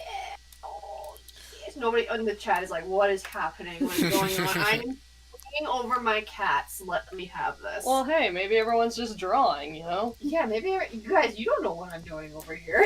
You already said what you're doing. You're playing a game. Yes. Yep. Most likely, a lot of people are drawing. I'm sure if Fair Travels is still here, I'm sure she's drawing.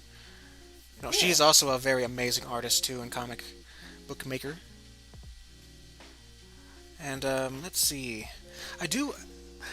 Now that I remember it, I did want to talk to you guys about something. Yep. What's up? Remember we were talking about my ideas for episode 4 remake, Party Time? Yes. I was thinking of new ideas when I was at my on my walk the other day. I was thinking, uh, let's see. I'm pretty sure if once Jeff and Taylor call up Party Dude, and Party Dude is like, okay, what do you guys want? A party that's full of that will impress a popular teenage boy, you know. And then Party Dude would be like, okay, we can provide this music, and this, that.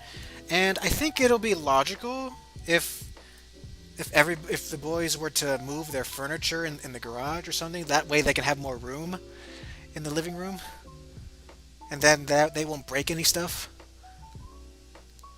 Yeah, that would make sense. The only thing that I'd have to worry about being broken would be any of the knickknacks on the walls, which, after a while, and some vibration from the beatbox music or whatever it is, yeah, they can fall off. Yep. Yeah, they definitely should remove that.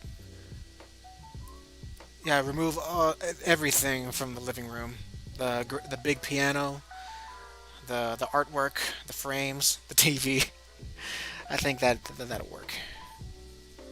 My question would be, like, how are they going to be able to move the furniture and the piano, like, within a timely manner? Or have they planned ahead and they have at least hours for only two of them, because there's only Jeff and Taylor to actually move all the stuff to the garage? Oh no, it'll be Jeff, Taylor, Party Dude. Um, Maybe Josh the Blind Chef can help. I don't know. David. Oh, okay. So they're gonna have help. All Yeah. right. Because my brain was thinking, whenever I had to prepare for company, I did all the work myself. Mhm. No one helped. That was my life. Yeah. Well, Riri, we are the family. Oh, Like, okay. I we was didn't, like, Phil. we didn't have I feel- outside help. We just did it ourselves. Hey, whenever you guys need help, I'm always available. You know. Yeah. Are you a licensed psychiatrist? A licensed psychiatrist. Oh, no, not helping that way. But I guess I can. Crazy Cat is. He just got his license. Mm-hmm. Let's see, but yeah, it'll be Jeff, Taylor, David, Party Dude, and Taylor's older brothers that will be moving furniture into the garage. Okay. Just for temporarily. Mm. So I'm like thinking, well, that's all the room in the living room, and Party Dude can set up his own tables and whatnot for like concessions and um and his little brother can be the DJ. A little Mm-hmm. DJ setup there. So no one is allowed upstairs, and the kitchen is also available. So it's just the kitchen and living room, just those two rooms for the party. So I'm like thinking, that still feels too small. What if the party were to extend outside? But then that would be too obvious. They would definitely get police calls if the neighbors were to see them having a party outside. Yeah.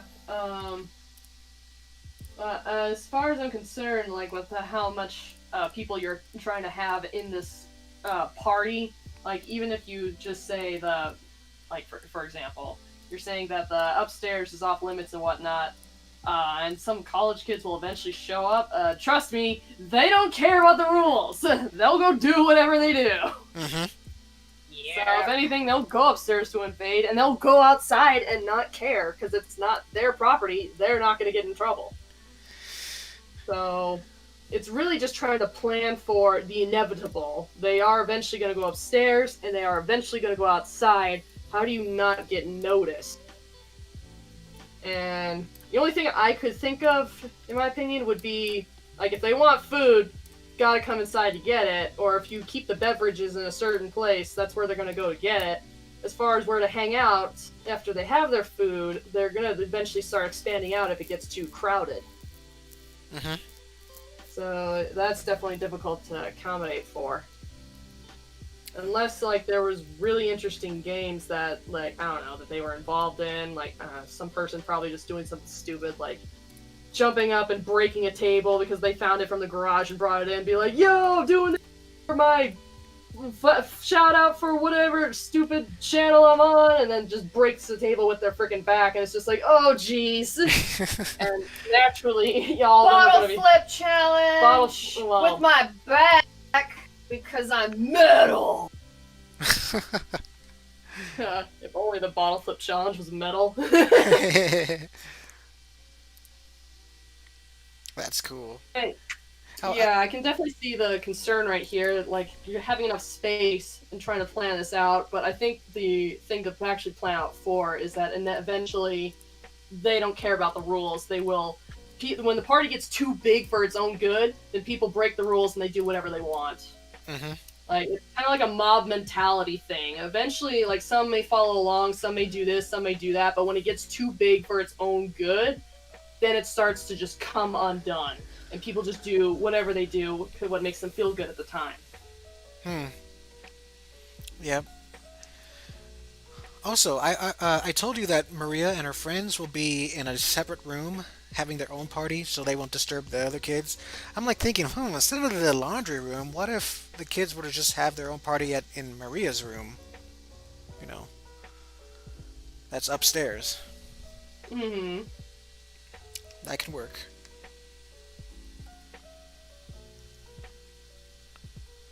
Yeah, if anything, what Maria and her friends should do is they should probably have either an anti break-in like kind of system going on, because eventually, some kids are gonna wander and some kids are gonna get into areas where they shouldn't be getting into. This is what they do. So it's just like someone tries to wander into Maria's room, she's just like, nope, you're not about the secret passcode, and then they have like, I don't know, something like one of those boxing gloves in a spring-loaded box that just basically sends them flying out the door, and then they just shut the door. And it's booby trapped with all their kid traps. Uh-huh.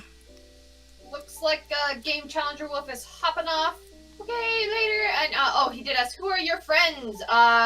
His friends are his moderators that you see in the stream, Akagami-sama and Akemi-sama. I am Akemi. Mm-hmm. Yep, that's who That, we are. that's it. Yeah, sorry for missing your comments, Game Challenger Wolf. I was, busy coloring and and talking to them, at getting advice for episode 4. You know, but yeah, these are my good friends. Without them, I'd go insane. For real. Michael Huckle. Like Home Alone, the kids rigged up the upstairs. And I'm like, yeah, pretty much. Especially when you're dealing with like some college kids that either A have been drinking, which I know there won't be a lot of that, or B are getting a little too rowdy for their own good. They can do some stupid stuff and fall into stupid things. Hmm. I've been around a lot of fraternities and sororities back on campus, so I remember how people were. Yep. I've been to two college parties. You know, I haven't been too wild or anything since I hardly drink. But I did see a bit of wild stuff. Like one time, I saw a drunk guy who his name was Ryan, I think, but I really didn't like him that well because he was like one of the older students, and but he didn't really act his age, and he spilled beer on the floor inside the host's house. So he was drunk and he was trying to clean it up. So he took a whole roll of paper towels and just tried to clean it with that roll, the whole entire roll. Mm-hmm. It's like he didn't rip it out or anything. It's just literally the roll, and just try to Wow. wipe it. You know you're plastered when you can't when you can't clean. Hmm. That to me, that's hilarious. I should put it in the comic. Dude, you don't need the whole roll. I got you. I got you. Okay, bro. You're obviously very hammered. I think we need to call you a taxi. I'm not a praxi. No, we need to call you. Okay, that's it. Yeah, what did you call me? What you say to me?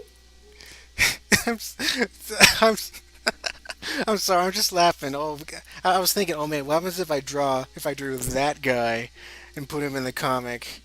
Little shout out to him, and he does the same thing. But I'm like, no, it's better. What happens if I have David do that stupid thing? I see it with David. I really do. David Yeah. seems the type to just be so far down the wine bottle that he's gone. He has entered a different plane of existence. Hmm. We all better start doing a whole lot of praying for this guy because let's hope his liver will make it out of this. You draw a little chibi of his liver going, he's like, man, I'm thirsty. And he just grabs another beer and starts drinking, and his liver's like,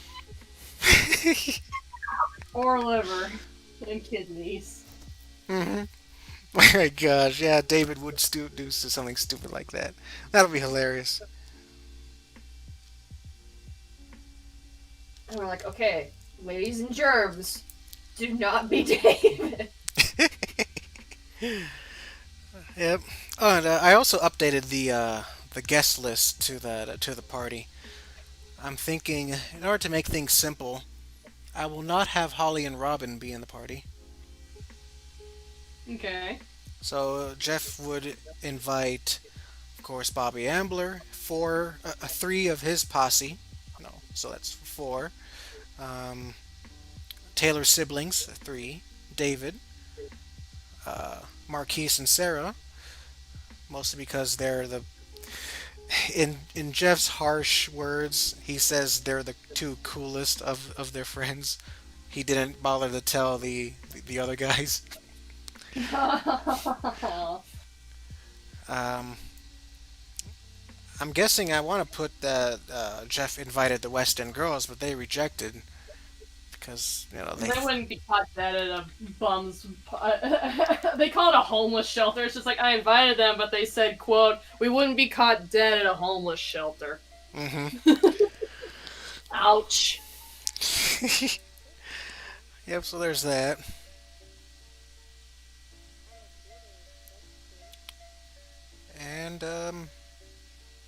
I guess. Oh yeah, and Cassidy And Cassidy. and Blue. Okay, so she'll be there.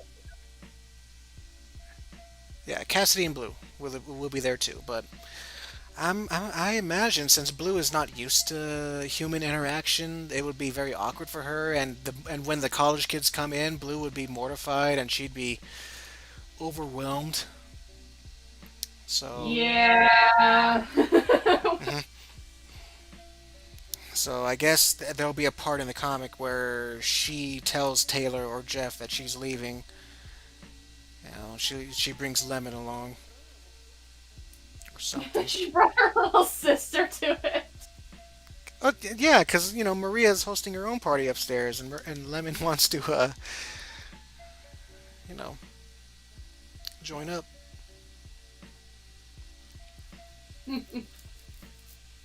I don't know why, but I just saw Lemon just trying to be like, telling the college kids, now if the bandage is too tight, you're cutting off circulation, and that's not good. You need to just make sure only the wound is covered. She's giving advice to them. And they're like, oh, dude, this kid has got some knowledge, yo. Man, I would have never realized how important this would have been. I wish I had this knowledge and information like 20 years ago when I made a mad gash on my leg. Well, one of the kids probably already has like a huge gaping gash across like his shin or something from doing a stupid stunt, and she just covers it only with a small band-aid. And she's like, and done! So, not even healed properly. Band-Aid solutions works every time. And everybody's like, what? No. hmm But it don't. But it do. But it really don't. It's like she's told to get something bigger, so she just covers it up with just a piece of paper.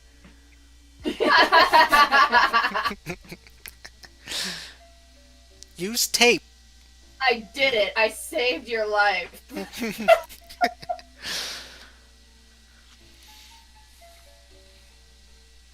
Oh yeah, I did bring this up. Did you guys know I'm designing a soundtrack? Notice. I think I saw it on your Instagram stories, didn't you? There it is. There's Uh, the art. a little bit, probably a long time ago. I didn't post it in my Instagram stories lately. Oh, I was like thinking back to when you were talking about the soundtrack that you had just found. That you're like, oh yeah, a lot of these uh, songs are like outdated. Oh yeah, are you talking about the songs I posted like a couple days ago? Yeah, yeah, that was the one. Yeah, yeah, those songs are part of the soundtrack. Oh, okay. hmm And I just posted there just because it's fun. I was kind of worried that the songs would be too loud and that I might surprise people when they're browsing their stories. Um, Mm-hmm. I don't know if you saw them during work or something, and when your coworkers are like, "What are you listening to there?" My stuff is typically muted, so my coworkers can't hear what I'm listening to, and I normally have my earbuds in. hmm I see. But yeah, those are three of the songs, and I finished this is the back of the soundtrack with the list. You guys want your fancy feast? Is that why you're pestering me? Oh, hey, there we go. Ooh, it looks good. hmm Thank you.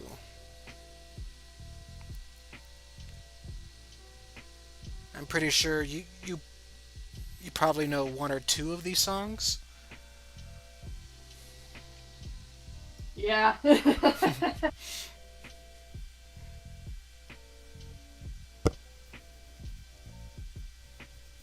Yep. I'd imagine if it were to become animated or something, I would like to have these songs, licensed. Buy the license for these songs because they're good. Mhm. I want J&T to have a mix of alternative and classic rock. That'd be interesting to hear. hmm I'm surrounded by cats. Yeah, you have a cat on your lap There and is there's a cat no on the greater desk. sheer joy than having cats. hmm Okay, I gotta get off my butt and give him a fancy feast. But this looks awesome, Jeff. I'm stoked. Yeah, thank you. Yeah, this soundtrack here, since I can't legally make it and sell it or anything, I guess the closest thing I could do is make a playlist on YouTube with all the songs and, Mm-hmm. share it with people. Yeah, assuming they weren't taken down. Hmm.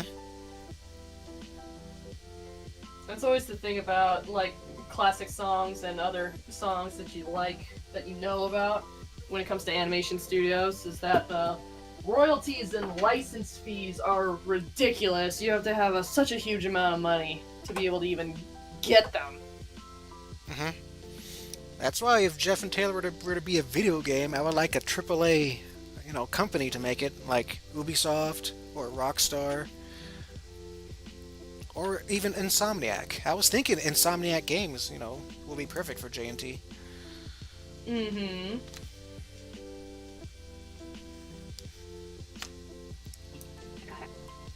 I gotta get food.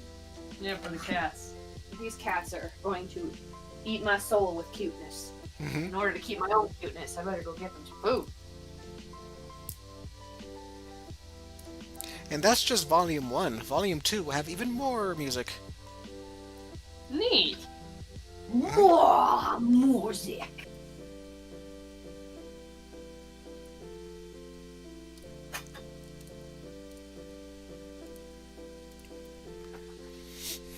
Yeah, I was, it took me over a decade, but I finally found an official love song for Jeff and Jane.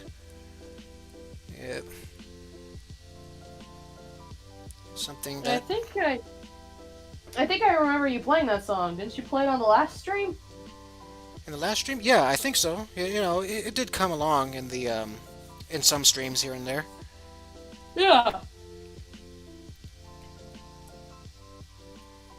I also shared a little bit of it during the Instagram story. It has a pretty cool, guitar solo at the end. Yeah. I love it. Discovered it last year.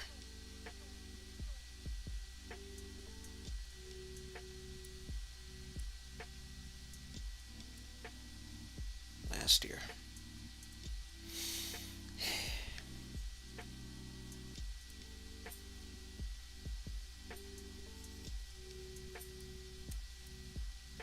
And Positively More says here that endless possibilities for games like Rockstar, Insomniac, etc. to be picked. So Yep, yes, it is true. exactly. I guess it all depends on which company has the best budget and who's willing to make my dream a reality. Mm-hmm. If I got a question for you, if your comic or manga series were to be turned into a game, what company would you want it to? What company would you want to make it? Oh jeez. I do not know.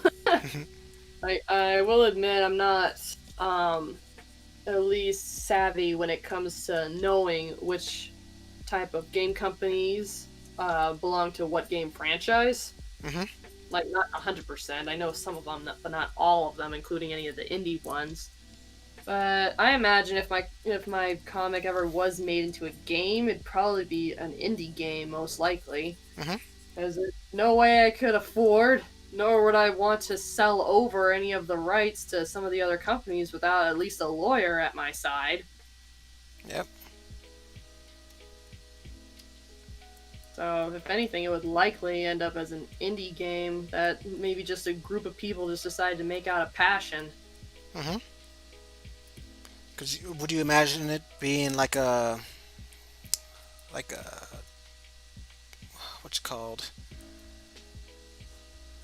Not a text adventure, a visual novel or something like that.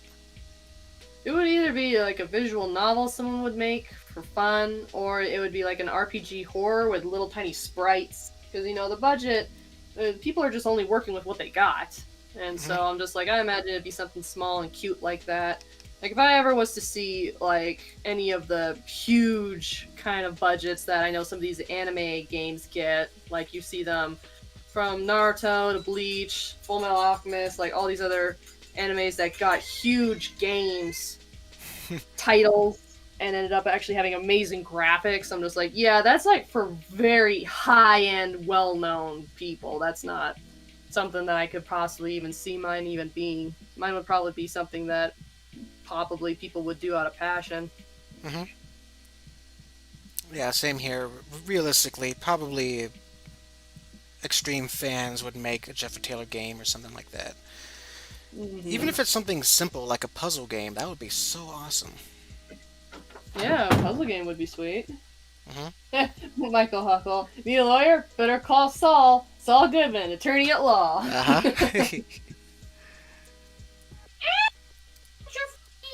Your cats are begging you for their food. I hope nobody in the chat can hear my cats. I heard him. Yeah, that's Misty. She's the loudest. Yeah, she has the loudest. Meow. Who's making tea like that? Give her I'm not the tea. trying to tease her. I'm trying. She's not moving out of the way. She's not moving away. I want to put your dish down, but you are right where I'm supposed to put the dish down. Okay. Okay. Push it near her. Just, okay, there we go. She'll turn her body. You're so... Hi, Stormy. Record her voice, and I can use that for Crazy Cat. You'd have to probably change it via Audacity just to like get that nice crazy vibe you're looking for. Uh huh. Yeah. Change the pitch here and there.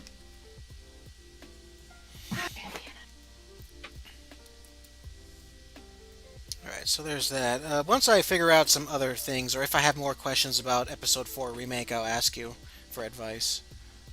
Okay, that's fine. Hmm. But, yeah. I don't think I've ever told you guys about my next series that I planned on working on next year. I don't think you have. What would that be? Yep. It's a series of drawings, not a comic series, but it's, I want to make Jeff and Taylor playing cards. Aww. That'd be cool. Like King, Queen, Ace, Jack, and 10, 9, 8, 7, 6, 5, 4, 3, 2, 1. Yes. Different suits. Yep. Oh, that would be fun.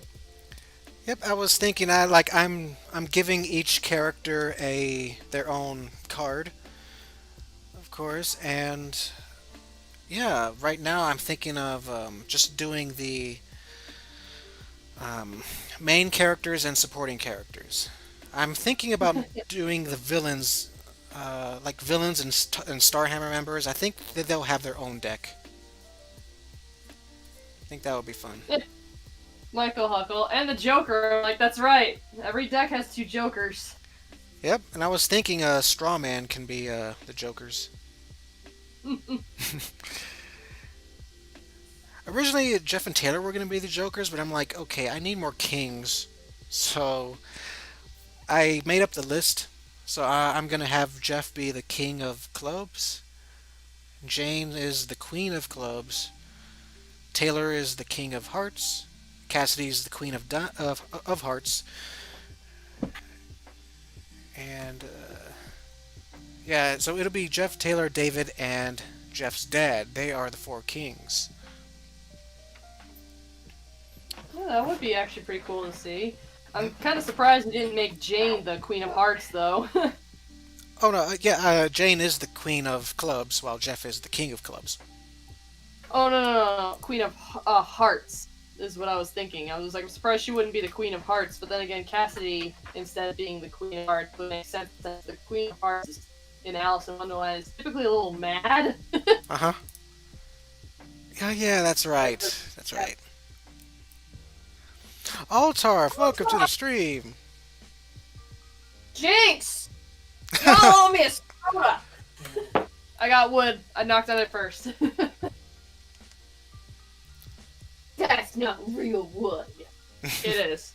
That's plywood. It's wood. It's not real wood. It has the word. It has to be mahogany or pine. I have no way. Okay, you want to play this game? We'll go to your dresser. That's real wood. Okay, touche. It has to be mahogany. Like, I don't know. That is mahogany! I know it's wrong. was from the detention Detention slips. slips. Okay. Yeah. I'm gone. I've sent myself to the ethereal.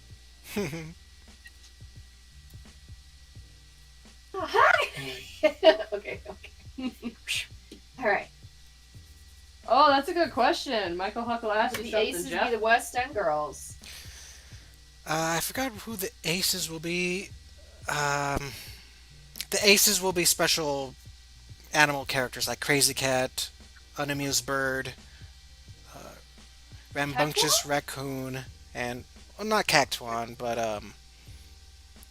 uh, and the Bad Bear from episode 2. Except he's a villain, right? No, he'll have to. Yeah, it'll probably be Cactuan. He's probably the fourth one. But yeah, the The West. bad episode too. He's more like a mascot Mhm, than a villain. He's the villain's mascot. mhm. But yeah, the Western girls will be tens. They'll be the tens.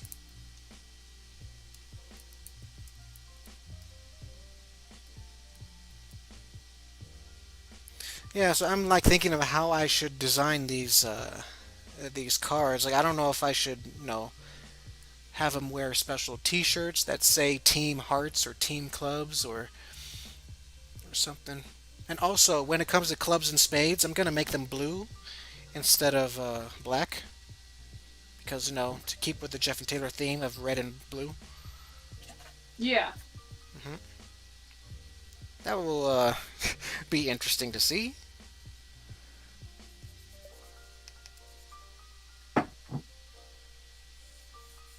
You could also make all the red ones like purple, more like a reddish purple instead of them being red, so that way you have mostly cool colors since that's kind of like your theme. Hmm. Reddish purple. That might be good. Because they're 10 out of 10s. Yeah. Yes, they are.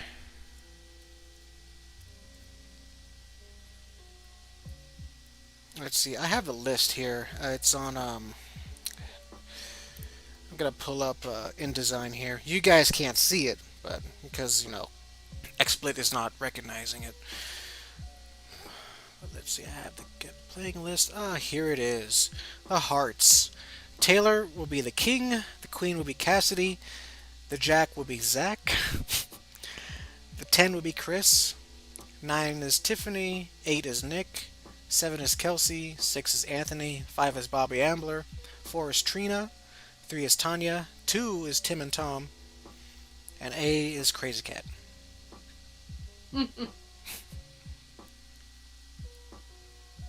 Yeah, I have the Bad Bear as the Ace of Spades, but since he's a villain, and he's gonna be part of the villain deck, I don't know, I should replace it with something else.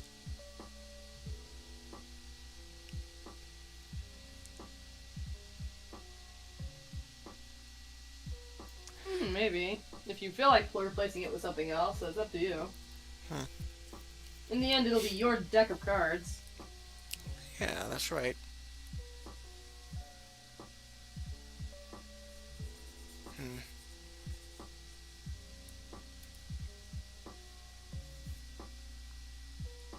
This sounds like generic lo-fi music rather than Christmas music.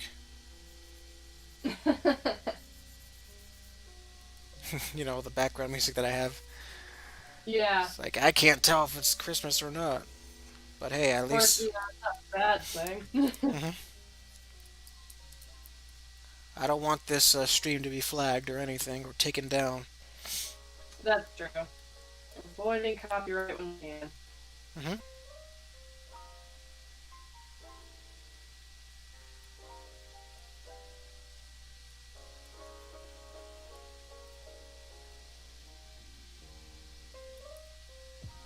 How many people are watching the stream now? Do you know? It says 13. Ah, 13. Nice. That's a solid number. Yeah. One away from that lucky number. Hmm. Well, it depends. 13 sometimes is a lucky number, and sometimes it's a cursed number. You're a Depends. cursed number. Oh. No, Ruby, 28 is a cursed number, which is how old you are, so you're screwed! Also, spoilers.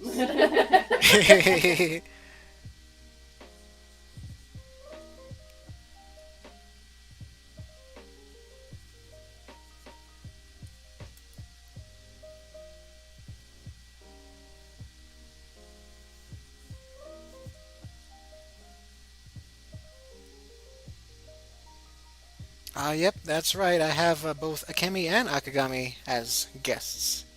Yeah. Something that it's never been done before. Me having two guests at the same time. Yep. It's crazy. We still, of course, have to socially distance due to COVID, so. You're my roomie. You can't help that. No, I can't help that. But for the sake of JFM Studios, like, we have, like, a server kind of set up so that way you can still hear our audio, but we're distanced in, like, different buildings. Yeah. Yes.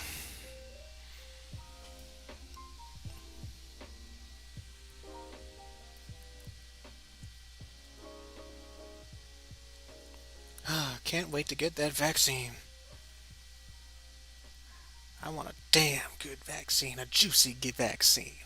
One that will, you know, to prevent me from getting any type of COVID. Mm-hmm.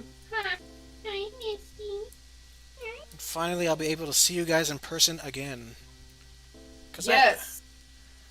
Because I really miss our hangouts. Me too. Yeah. Hey, this is Lasso. Did he jump on? I don't know if he jumped on yet or not. I think this is the first time I just saw you. Yeah, hello, Lotso. Welcome to the stream. And yes, getting the vaccine is a good thing. I've heard good news. More companies are releasing their vaccines, and I heard another. I forgot the name of the company. I think it's Oxford University, but their vaccine is like 70% effective, and that's pretty good. And it can be stored in fridge temperature. No, yes. I agree with Michael. I just want to go to cons again. Is that too much to ask? Yes. Mhm. Yeah, no kidding. I just want to go to cons. Ours was put on delay. Supposedly this year, 2021, in July, it'll be back on, but we'll see. I still have a bet with some of my coworkers because I know that distribution of a vaccine would take time. So I'm just like, I guess summer. So my date was like May of 2021 was when most of this stuff, not all of it, but maybe most of it might actually be under control now. And we'll be getting back to somewhat of a regular life, still doing damage control. Mhm. One of my coworkers said February, and then another artist said July. And I'm like, all right, I'll throw your name in the pot. Mhm. That would be nice. Definitely. So I don't think I've told you guys, but I've signed up for Alaska Comic Con in February. Nice. Oh, yeah, I don't remember you saying that. Yep, they're having it again. The same venue in Fairbanks, but I'm like thinking, at this rate, I think they're gonna postpone it. Yeah, because I was wondering how are they going to do social distancing with that stuff going on? Yeah, most likely. I mean, I mean, they did I'm getting started with cats. they did plan this out last year. And to answer Fair Travel's question, yes, I am thinking about making a Jeff and Taylor Discord server. I just gotta figure out how to do it because I'm an old man. I wanna, I wanna, I wanna do it, man. I wanna interact with you guys. I wanna talk to my good friends slash fans, that I've known over the years. I wanna talk to you guys in person. Well, not in person, but in video chat or voice chat. I want to have a conversation with Fair Travels and Eric Williams, Connor, um, Paranormiac, those, and of course probably play some games like Among Us. because I've never played Among Us before, and I can't wait for you guys to whoop my ass or something. It's fun, but oh my goodness, it's also stress inducing. If you're not a very good convincer, you're likely gonna lose. Yeah, could convince you you're likely going to lose, but also, like, I feel like the biggest thing about Among Us is you really have to take things at face value, because the moment you actually start getting emotionally heated in the game is when you need to stop playing the game, because it's no longer fun, it's becoming like you're just getting unnecessarily aggressive or mean, and that's why I feel like Among Us is good to play with friends and kind of not strangers, because sometimes with strangers you can kind of get a little bit like so it's good to play with friends. Hmm. Definitely goes to show also how quickly people's fears and paranoia and suspicions of one another can take over each other, and it replaces judgment with all of a sudden people just being like, okay, it was definitely you, and it's just like, well, you have any proof? But yeah, immediately we'll start jumping to counter accusations because they don't want to be it next. So Yeah. Yeah, I gotta learn how to play that game.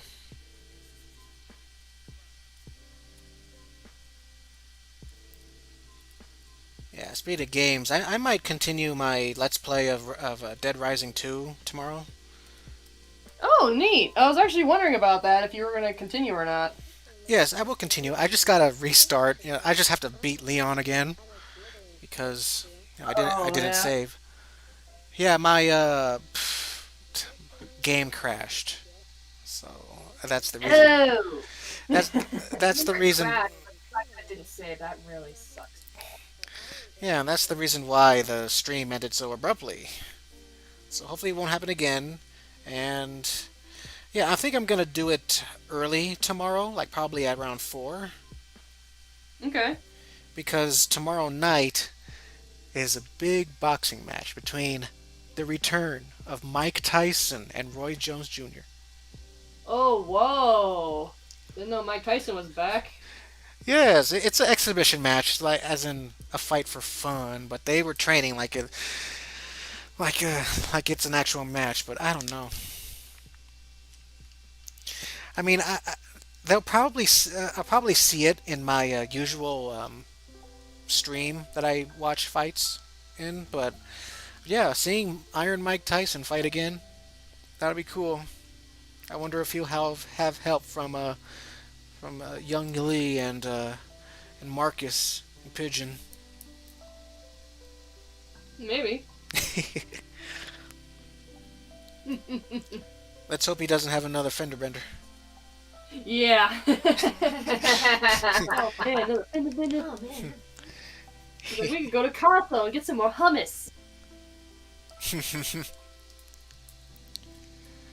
Yes, that is tomorrow, Michael Huckle. It's on pay-per-view, you know. Well, let's hope not. Let's hope he won't bite another ear. You said what I was thinking right there. I'm just like, oh, maybe he'll bite someone. That's so funny, like that.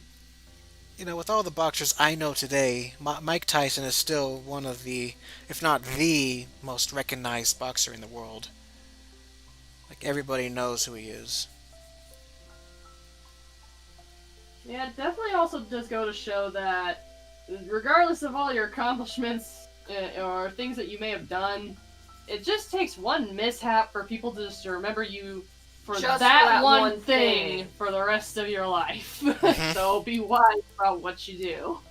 Like I was when I was watching Jacksepticeye, he like did this little meme where he was playing Undertale and he went and he's like, okay, hold on a second, have to go to the bathroom, and he forgot to edit out the pee break, and everybody Shoot. remembers him for him taking that like see you, Jonas, nice chatting with you too. Yep. Night. Have a good night, John Coolis. Good night. But he forgot to edit that out, and because he forgot that edit out, like people made memes of like, when Joy is holding like a memory from Disney Pixar's Inside Out Oh yeah. and goes a core memory. Oh, jeez. That was Jacksepticeye when he took his pee break. Oh. His fans are like a core memory. Oh, no. And he's like, ah. Or the grape lady from that Fox 1995 interview when she fell off the scaffolding. Oh, Oh, Made no. that weird. yeah, a core memory. That's what people remember. Yep. Oh no, I remembered her. Yep. Hello, Jules Gaming Lad. Welcome to the stream, and I have my two moderators slash friends with me, Akemi Hoshi and Akagami Sama. Hello. Hello. Core memory. Huh. I don't know what's a core memory with me, with my life, but I'm sure with one of my friends, his name was Eric Slay, but he always remembered me as the guy or the kid who ate dog food at his house. Oh, oh, man. Oh man. Yep.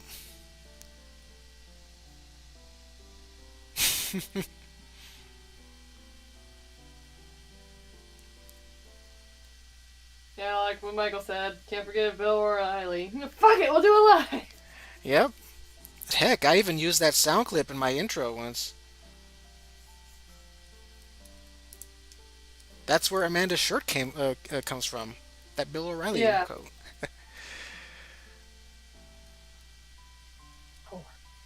A core memory. It was just so well done, like that meme. Mm-hmm.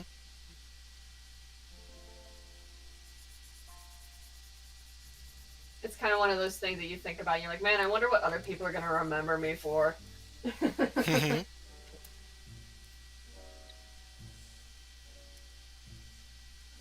We've been doing awesome. Thanks for asking, Jules. How you been doing? I've been doing good. It's so funny. I had a huge burnout last week, but right now I'm like, I can't stop drawing. I've had a pretty productive day. Like this morning, I finished a commission, and Nice. I finished designing that Jeff and Taylor soundtrack thing. I did that this morning, and yeah, right now I'm trying to finish these two Christmas drawings for my calendar. Awesome. Hmm. Pretty productive. It was. It is. Like I don't know why, but I've laid in my bed for a while, just relaxing.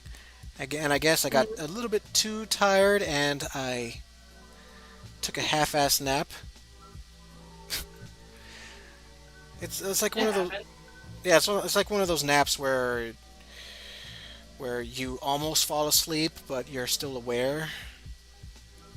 Oh yeah.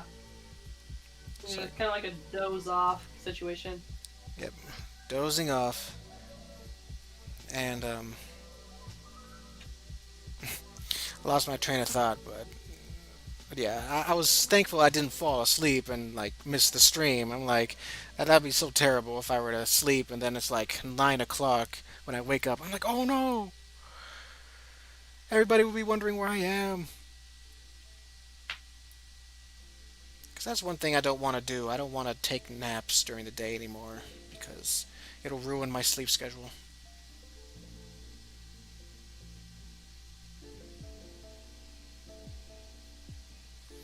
Taco Corgis, do I have any advice or tips on designing characters? I'd say design characters that of course, fit with your style, fit with the style of your story, and if you want to make them recognizable and iconic, just make sure people can recognize them through their silhouettes.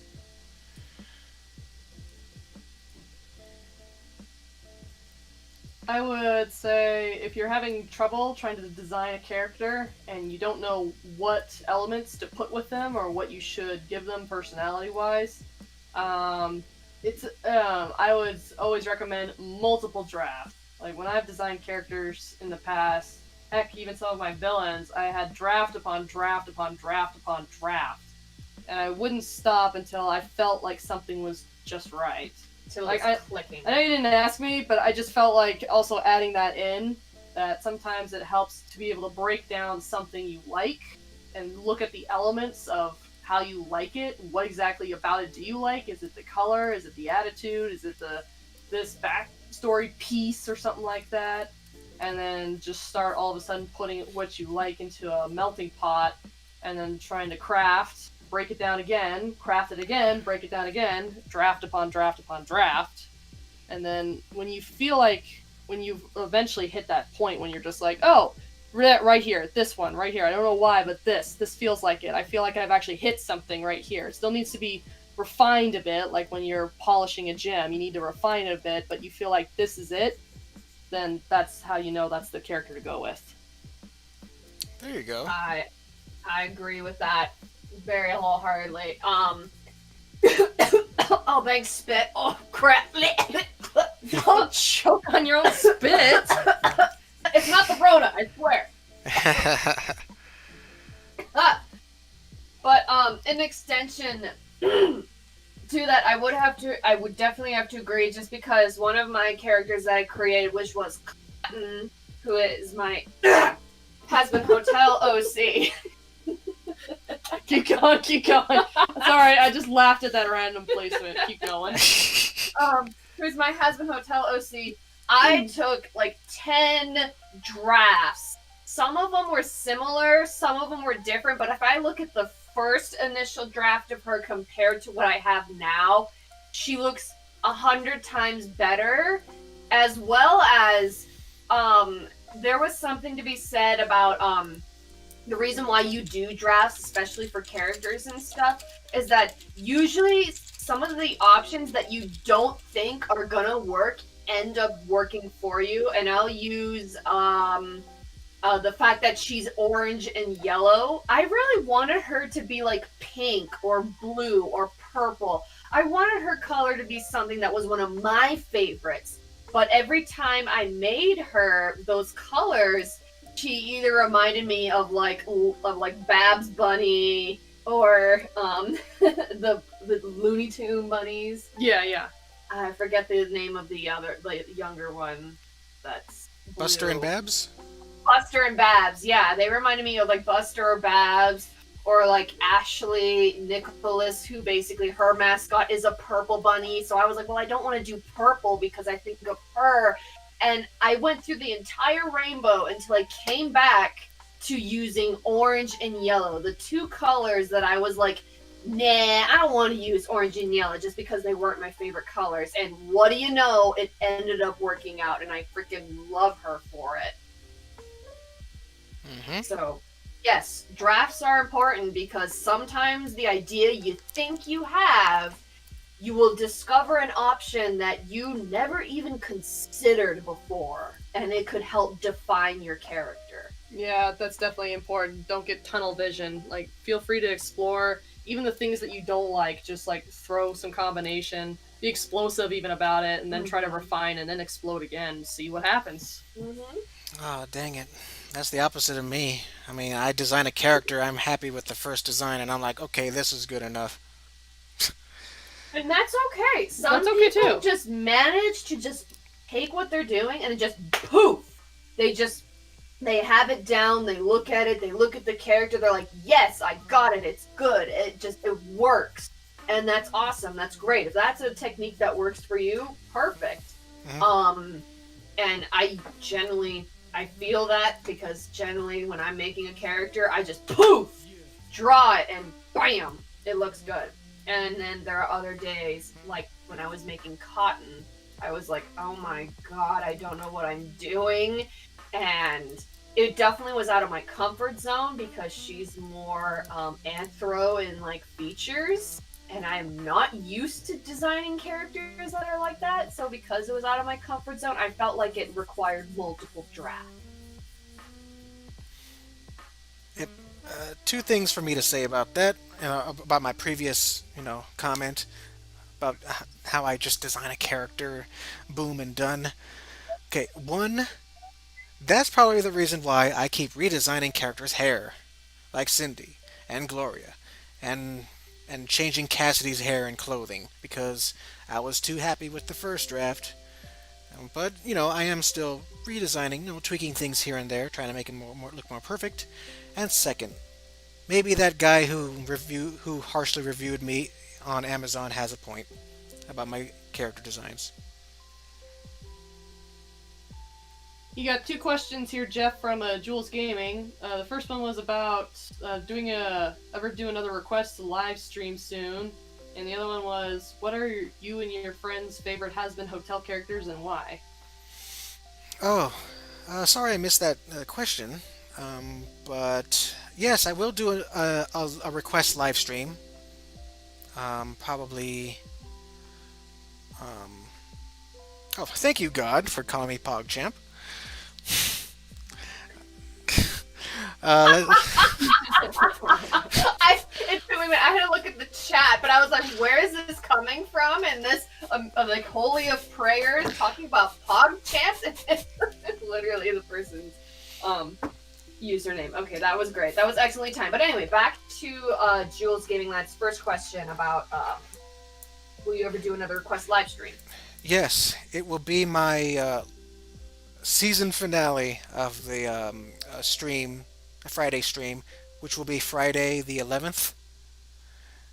That will be the last stream of the year, and I will make that a request stream. I'll listen to you guys and doodle on a sketch dump. And Sounds like and for your last question, has been hotel character.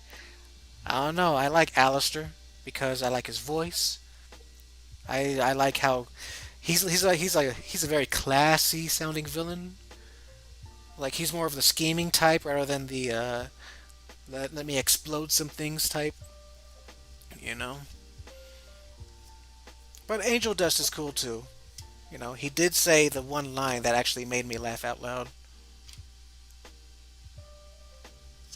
So yeah.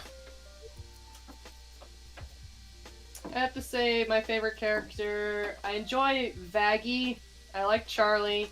I especially like Cherry Bomb. Like her design, everything was awesome. I liked her. I was like, the moment she stepped on set, I'm like, yes, she's here to put a heel up someone's butt.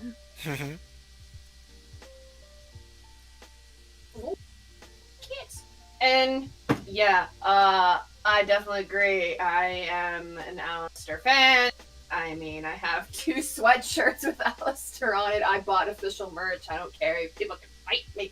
But yes, I love Alistair. I think my second favorite is Charlie, merely because I really resonate with her as a character. Just that very, like, wanting to be positive, but not like wanting to be, but choosing to be positive and bubbly and like trying to see the good of things. But at the same time, she gets knocked down, she gets hurt, like you can tell that she's struggling. And I want to know what her struggle is. I want to know what her story is because I resonate with that very bubbly, positive, I'm going to choose a different solution kind of character. It's very Ravenclaw of her, I have to say. Mm-hmm.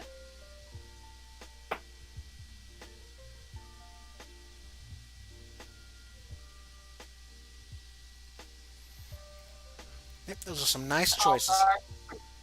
For someone who loved drawing but hated drawing a lot, drawing drafts was one of the hardest things to do, especially if I was satisfied with my final piece. Gosh, it brought me back to memories of architecture school.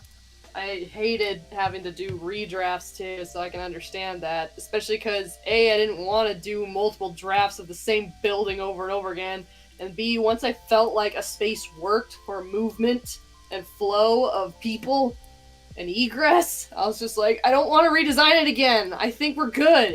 It works. Let's go. Mm-hmm. Quit pestering me about this, guys. Yeah, I can understand that. I only recently got into like doing multiple redrafts for art because for me it was just more of a feeling thing. If I wasn't feeling it, then I had to feel the need to redraft it over and over again.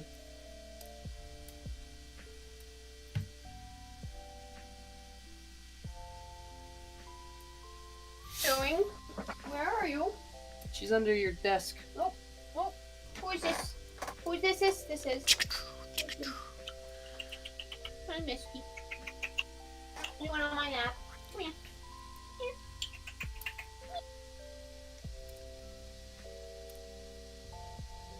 Misty, come here.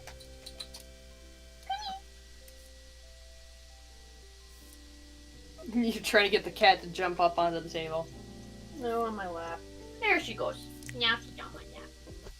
She likes being on my lap. Yeah, Stormy's like gone under the covers and she's not coming out. Oh. She's kind of like She's made made a herself nest. a nest. Like a little cat nest. Yeah, those are the cutest nests. Those are the nests I approve of. Cat nests. You know, made of blankets and junk, not sticks, not paper, not envelope. That's what the outside of a bee's nest is called. Envelope. Interesting. Really? I did not know this. Yep. I feel educated. Jules got another question for you. How did you meet your friends, and also how do you guys ship in Has-Been Hotel? I shipped Charlie and Alistair, but I also ship Charlie in with Vaggie as well. Let's see. I met my friends at NagoCon 2017. They were at a table, or should I say, Rosengard had a table. I met her there, and we chatted for a bit. It's not like it was an immediate click or anything, but I remembered, I bought something from her because I was, impressed, and I, kind of had a feeling that she was also a struggling artist, so I wanted to support her. And I remember in the very last day, she came up to my table, bought a print of Crazy Cat with a kimono and a leek, and she also gave me advice on PayPal. Was it PayPal? No, it was Square. It was Square, and giving me the little library, and I was like, huh. Oh, she helped me. That is very cool of her. And Yep. and then through there, I asked her for commissions. When I was back home in Fairbanks, and then from there we talked, and we became familiar, and then we got to know each other even more in the next year's NagoCon. That's where I got to know both of them a lot more. So then I'm like, Yeah, okay, especially when we came. yep. Yeah, eventually I started coming to the NagoCon that eventually turned into OkiSoraCon. Yeah. Where we live. Well, you were in the video when he was doing the video of all the I was artists making and eye tables contact the whole time when he was doing his video. You could see me in one of those where I'm staring at the camera sup, I see. Well, your introduction literally was you buying something, but then you come in off screen and you're just like, yes. Oh my and God. that was the thumbnail of the video. Oh yeah! That's a portrait or something. Yeah. So And that was your introduction. He met me through Akagami-sama, and basically my crazy butt just kind of flew out of nowhere and dropped where we dropping boys here, apparently. And now he has to suffer with me. Suffer my craziness. Hey, Stormy came out of the nest. No, it's okay. I enjoy your company. It's for real. We all need a friend that's very hyper and excitable. That's what Cassidy is to Jeff and Taylor. Me, in a nutshell, all the time, everywhere. Everybody now. Everybody Fox. Oh, jeez, that song. All right, this is exclusive. I'm not done with this quickie yet, but since you, Akemi, inspired me to make this quickie, you can probably guess what's going on here. Uh-oh. Let me. I'm stoked. All right, it's Jane and Cassidy in the grocery store. And Oh Cassidy. no! I know this story. I don't know what's going on, but I love it. Oh no, I got a feeling I know exactly what this story is. Cassidy found a cereal that she thought was discontinued. Oh no! remember this. I remember. I had a feeling. I was like, oh no. Oh my God. That happened to me. I forgot that happened to me in the store. Yeah, the old lady and everything. Yeah. Mm-hmm. I ran down that cereal Oh no. and I scared that old lady because she was just not expecting it. Hmm. Oh man. You want to hear another grocery store story from my college days? Oh no. Sure. Oh man, this is a good one. Hi, Misty. The end.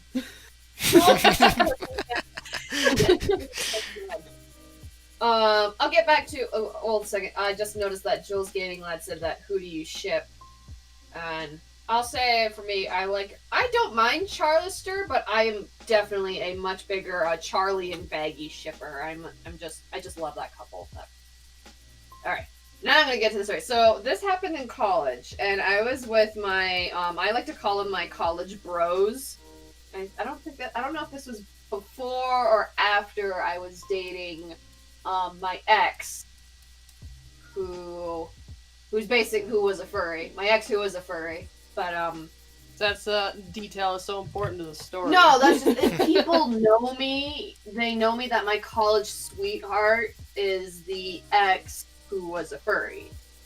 So that is the same person. So I think it was boyfriend at the time. No, it wasn't boyfriend at the time. He was just my college bro at the time. But anyway, the other college bro, this mainly revolves around him, Simon, and he is just absolutely hilarious. But we're in the store and we're getting food just because we hate the campus food. It's disgusting, it's gross, we didn't like going there. So we would rather either eat at McDonald's or walk over to Winco Foods and that's get better. and get food. So yeah, I know. Lots of McDonald nights. Yeah. Honestly. Lots of McDonald nights. I mean, it didn't help that I honestly think a lot of us were a little bit scared just because we kept hearing stories about how kids would get food poisoning from the cafeteria food. Or at least that's what we heard a lot in my inner circles in college, and so I think we kind of just tried to avoid the cafeteria food. But we go to Winco Foods this day. We're sitting there, we go to Winco Foods, we're getting our food, we're shopping around, and we're just picking up some snacks, some snacky snacks, and next thing you know, Simon walks over to the frozen section, because sometimes he'll just get some like frozen meals that you could heat up in a microwave. And there's this cart in front of where he's trying to get to. And there's like a purse in it. And just from eye contact alone, just looking at the cart, a little bit of ways in the same aisle, but on the opposite side of the aisle, is basically this little lady shopping off in the distance. Like meandering away from her cart to shop on the opposite side of the aisle. Okay, alright, that's cool. Well, Simon comes in, and he politely nudges the cart away to the side and grabs his stuff and starts walking away. But it's like this woman, it's like if you touch the thermostat and people know. The moment he touched this woman's cart, she just quickly turned her head around and angrily sauntered her way back over and like grabbed her cart and was like, and she was like audibly grumbling. And I look at Simon and I'm like, Simon, I think that lady got mad that you touched her cart. And he looked at me and he was like, well, good, her shit was in my way. And then she heard us. And from a distance, we hear her. I see her turn over, look over her shoulder and say, asshole, as she keeps walking. Wow.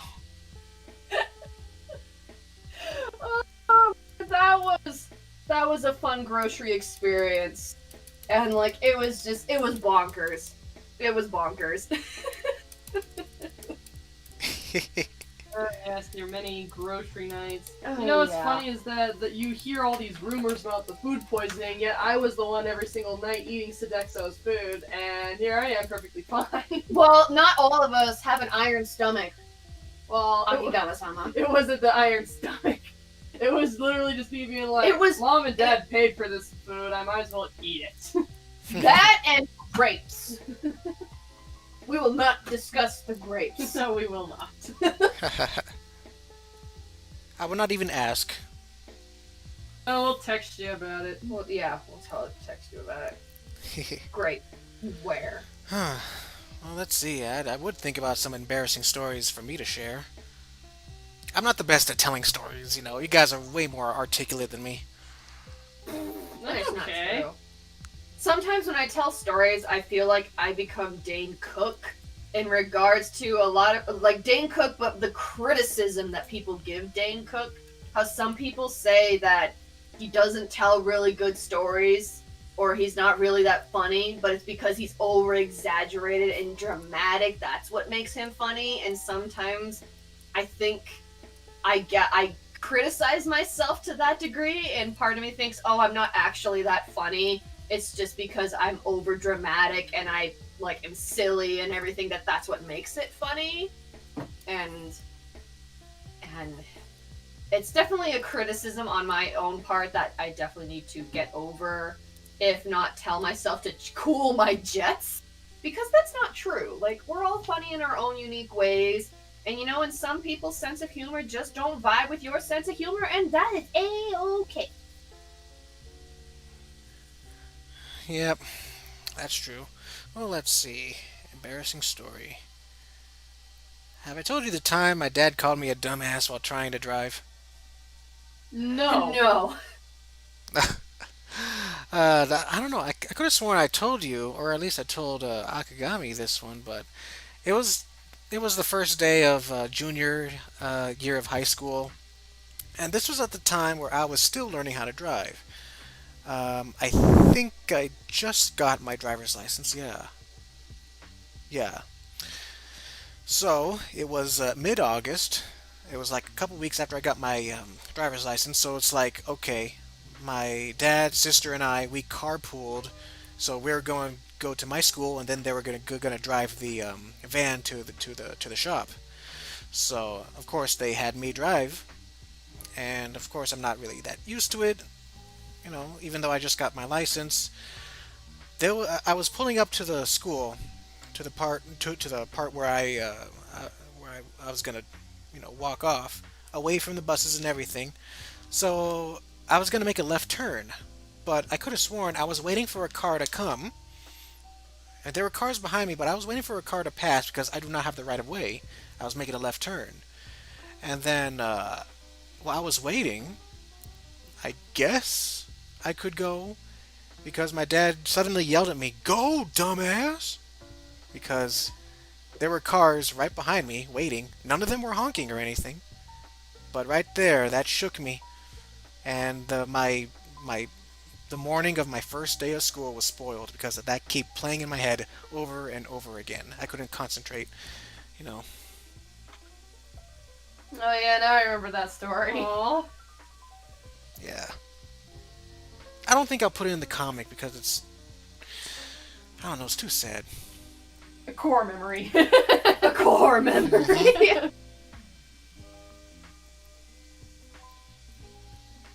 Okay, we all got things that we're embarrassed about. Mm-hmm. Like, hell, I remember the time. This was like back when we used to live in Great Falls. We went to when Hastings was around. Yes, there was an actual video store that you could rent videos from. Ooh, archaic. Mm-hmm. So I was looking for my dad and my sister. I think Riri was there. Yeah, no, she was. I was looking for them and couldn't find them, and then all of a sudden, I saw someone with the exact same coat as Dad and ball cap, and I thought that was him. So then I just decided to be like, "Hey, sup?" and just kind of like hang off their shoulder, and be like, "Hey, sup, Dad?" And then when the person turned their face and I saw it wasn't my dad, I was like, being red in the Mortified. face. I'm just like, oh dear God, mortified. Sorry, you wore the same stuff as my dad. And then I walked off, and then when I finally found Dad and Akemi again, I was like kind of upset. I was just like, where were you guys? Oh, that's hilarious.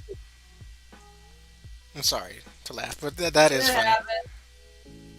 happened. We can laugh about it now. Yeah, exactly. Yep.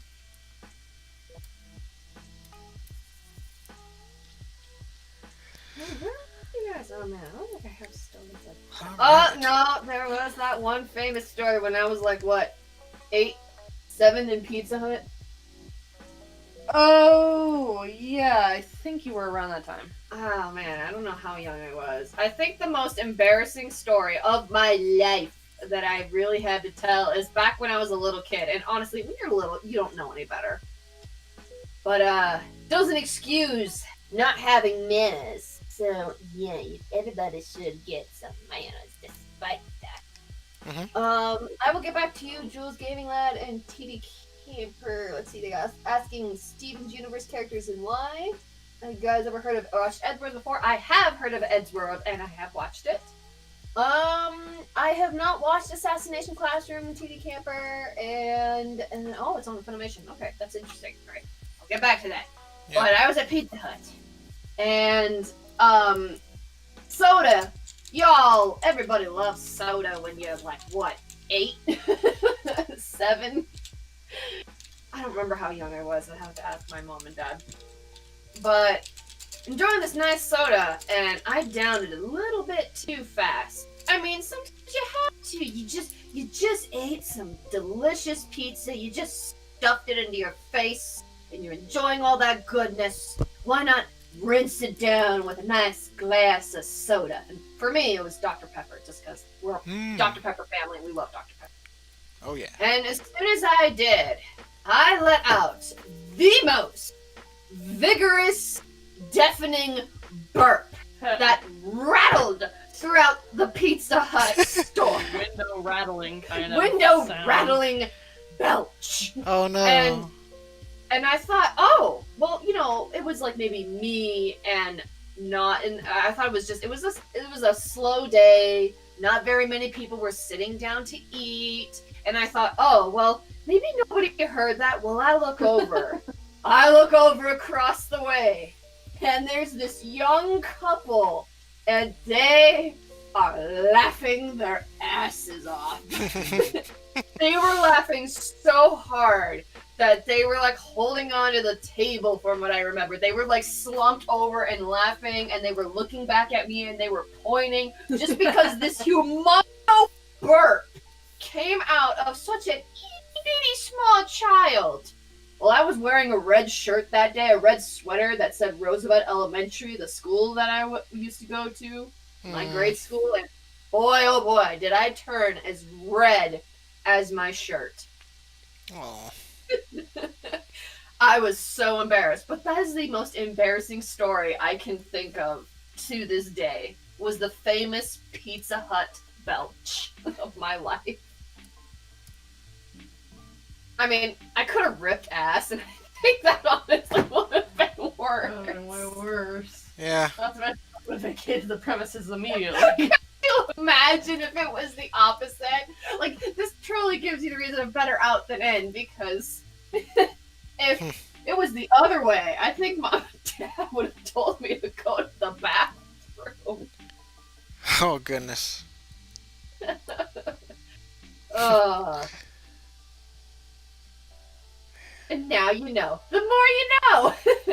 Somebody out there is going to be like, Akemi, a core memory. Pizza Hut. I'll never forget this. Oh man. Well, anyway, I'm practically done with this picture. Christmas Aw, picture. It looks so nice. Great.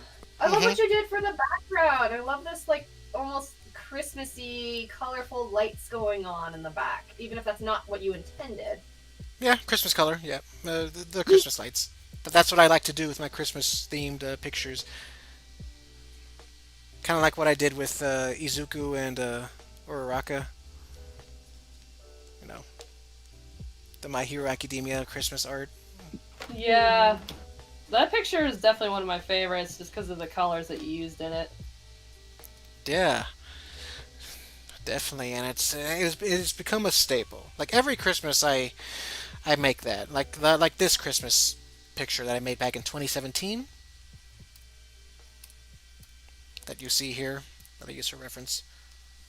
Mm-hmm. Oh,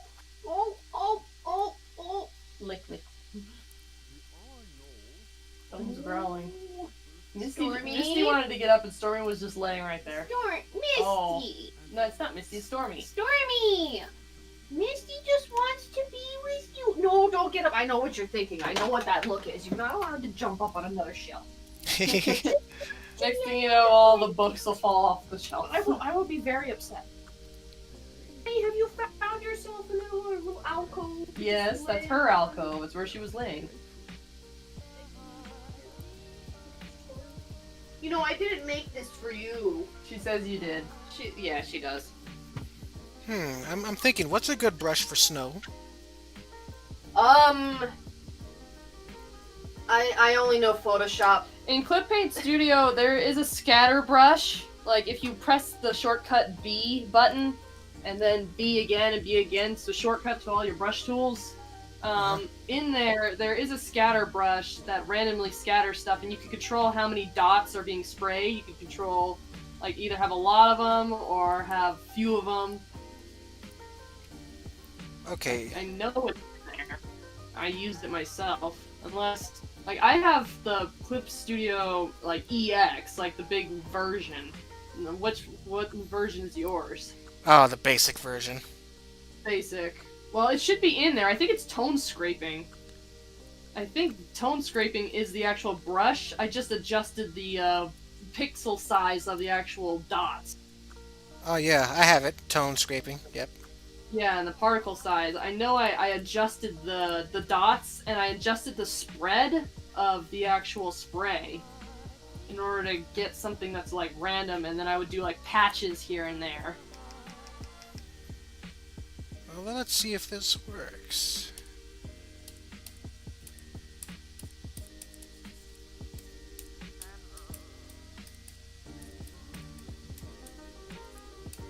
She looks totally blended in over there. You can't really see her over there. Yes, she does.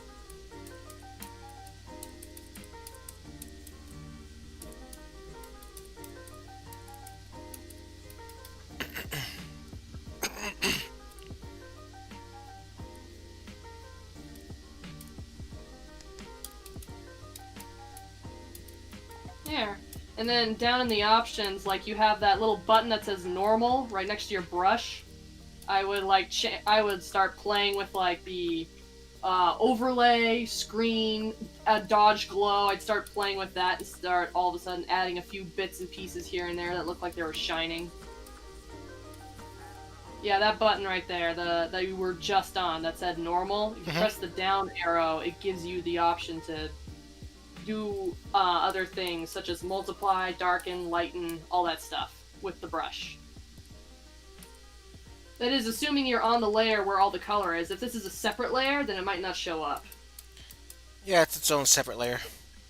Okay, so then if anything, the stuff that'll lighten will probably be the snowflakes that you scatter. So if you see some snowflakes that look like they need to be lightened a little bit, then you can just brush over them again with the tool selected under that.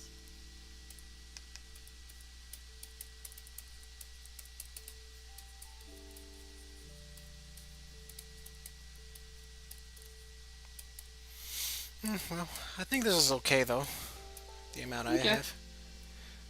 Well, thanks anyway. Yeah, no problem. Yeah, you're my Clip Studio Paint teacher. Yay. Olé! Right, let me save the Christmas seizure. That's what I like to say, Christmas seizure, because it's I got it from a YouTube poop.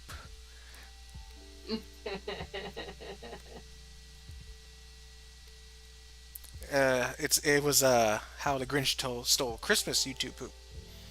Oh, jeez.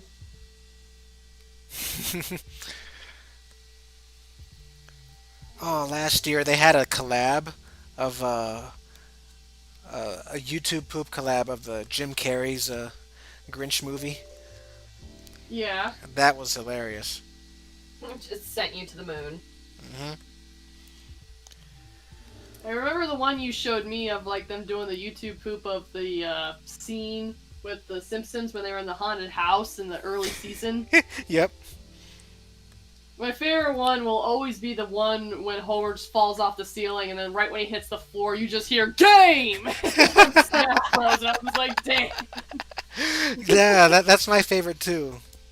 Every time they make a Smash reference, I it's hilarious. They did the same thing with the Grinch movie, YouTube poop too. When it pans up and it shows Cindy Lou's older twin brothers, all you hear is ice climbers.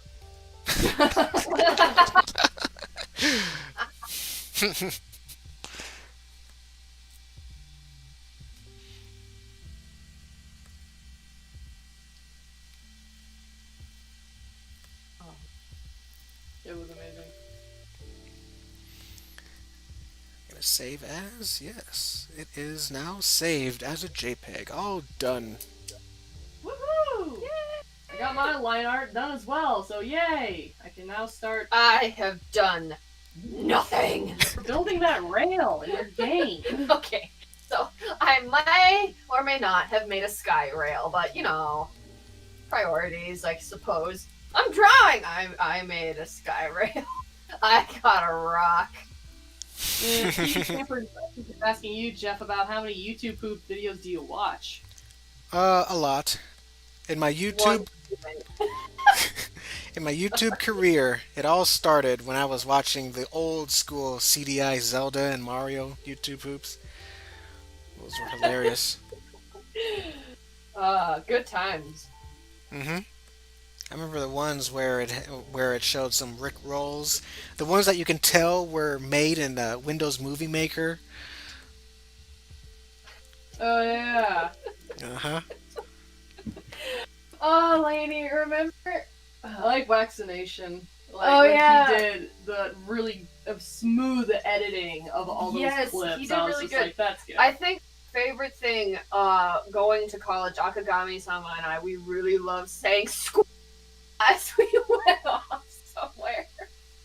Got into the car and was like squat it on, and that was like it was from the Legend of Zelda CD game, but we discovered it through YouTube poop. So anytime we got in the car, squat it up. Stop laughing. Yeah. Yes, I love that. Squadala, we are off. Squat it up. It was the best thing. I don't know just what even is squat-a-law, but I don't know what it is, but I'm here for it, and I'm living the squat-a-law life.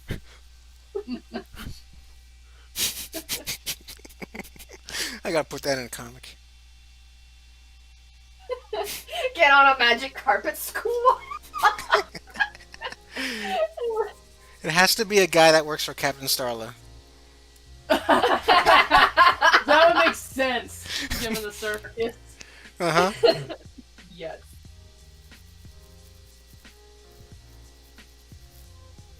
Oh, Jules Gaming Lad. I don't know if I answered your other question, but no, I don't watch Steven Universe, and I have heard of Ed's World. But when it comes to Smash Brothers, if I wanted any character or characters to join Smash Brothers, who would I choose and why? I would choose Vivi from Final Fantasy IX. He has to be in Smash. Vivi would be awesome. hmm Oh, that's a tough one. I'm just gonna be a nerd and go with Pokemon and say, You could be the Pokemon god. yes, put Arceus in there. Arceus. Better put me a Pokemon god in Smash now. But no, I think I would either want Mew or Articuno. Just because when I think of Smash, I think that's why they don't want to try to do flying type Pokemon. So Articuno would kind of be out because otherwise, Smash has fall mechanics. You can't fly forever, even though Kirby can fly forever. I mean, they kind of put a limit on it. So I'm like, if you had a flying type, well, then they have Charizard in there. I don't know. I feel like I would want to say Articuno, but I think I'd get more mad about the size ratio of Articuno in Smash. That if it wasn't accurate and I did not see a majestic giant, a beautiful blue bird ice goodness flying around, I would be upset. So I would settle for Mew, where Mew would kind of be more like the size of Pikachu, and I would be just more appeased because it's pink and bubbly. Uh-huh. But if there is a majestic ice bird, I demand it to be accurate size. It would be kind of interesting, like, if Skull Kid was actually put in there, and his final smash, like, don't make him Majora, but his final smash would be Majora. Oh, that would be cool. That would be interesting, but Skull Kid's more of a trickster, so he uses little tricks in which to fight, but that would be interesting. Of course, I know Nintendo will do what Nintendo does. Doesn't really matter. But that would be interesting to see. Yep. As for the previous question, I did watch all of Steven Universe. My favorite characters, I like Greg, Steven's dad. Steven before Steven Future, just because, like, he was just a little kid trying his hardest. I really felt for that. I was like, oh, jeez. And I like Garnet and Amethyst and Pearl. I liked all of them. They were fun. And as for Ed's World, yes, I've seen and watched Ed's World. I remember when I first saw them, I introduced a lot of friends back in college to them, because back when he was alive, because I loved his stuff before, unfortunately, cancer took him.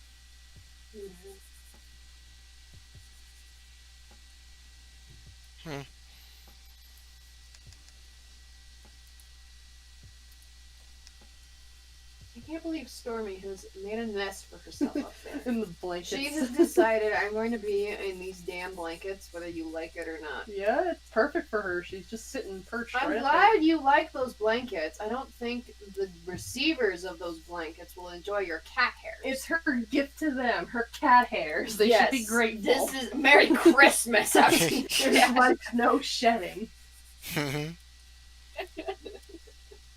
Speaking of shedding, that's what I'm experiencing with my hair right now. Oh, you're shedding?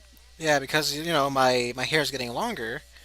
Every time I brush it, hair is on the comb all the time. It just falls down. You're molting. Yep. I mean, I don't want to be bald, but I assume it's a very normal thing when you have long hair.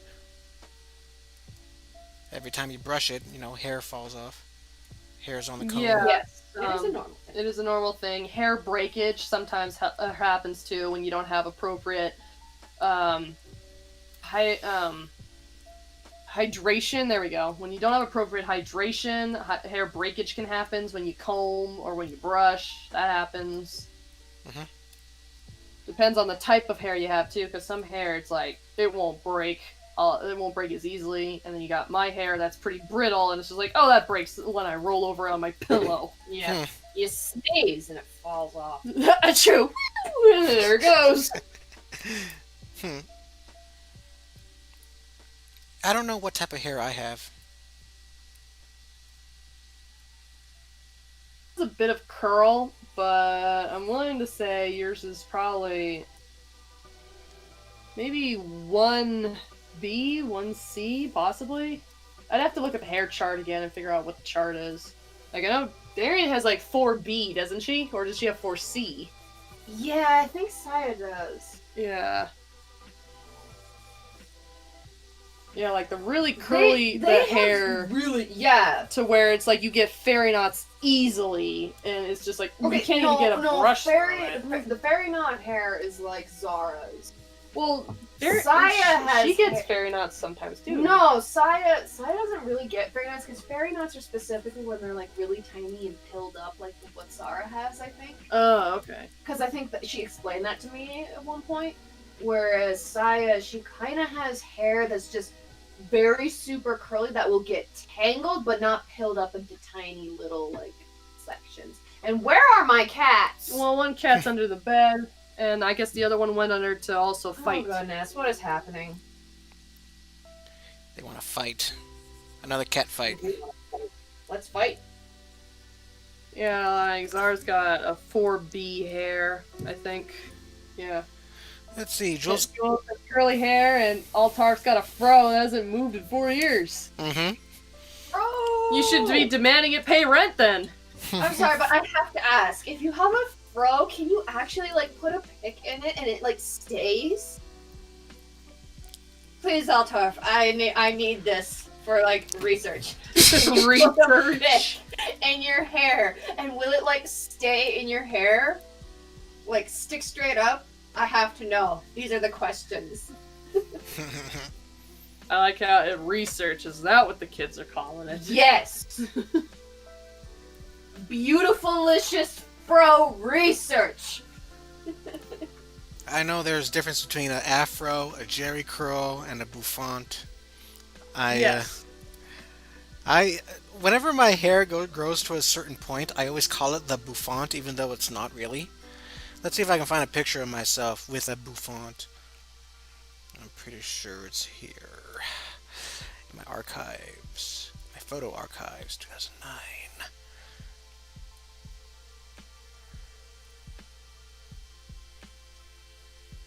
I hated my look back in 2009. That summer 2009, man. That stupid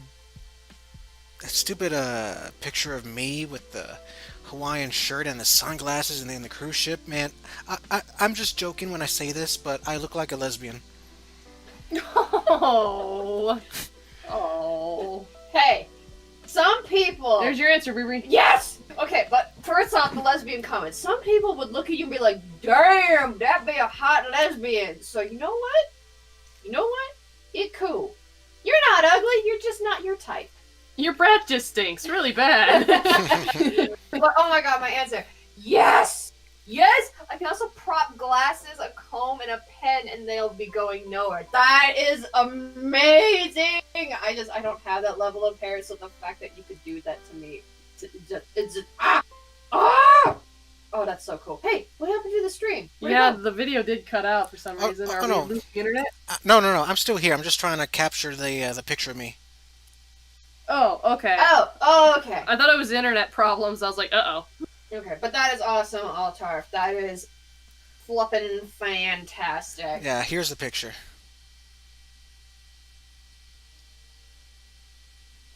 Weird, right? Like that. I don't I see remember this picture. Why do I not see this picture? Oh, there it is. Oh, I'm lagging, that's why. Yeah, that's why. I'm looking real weird, huh? Real weird. I'm what not was gonna it like? reared. Real weird. Yeah. I told you I look like a lesbian. Like a Yeah. Rachel Maddow lesbian. Ellen DeGeneres type of I lesbian. can see where you're coming from. You do have a very androgynous-like look. So it looks like you got some type of, like, more feminine features. Maybe it's just because with what you're wearing and, like, the way your picture is. But I'm just saying, you probably make one hot lesbian. Yep. The TV camper.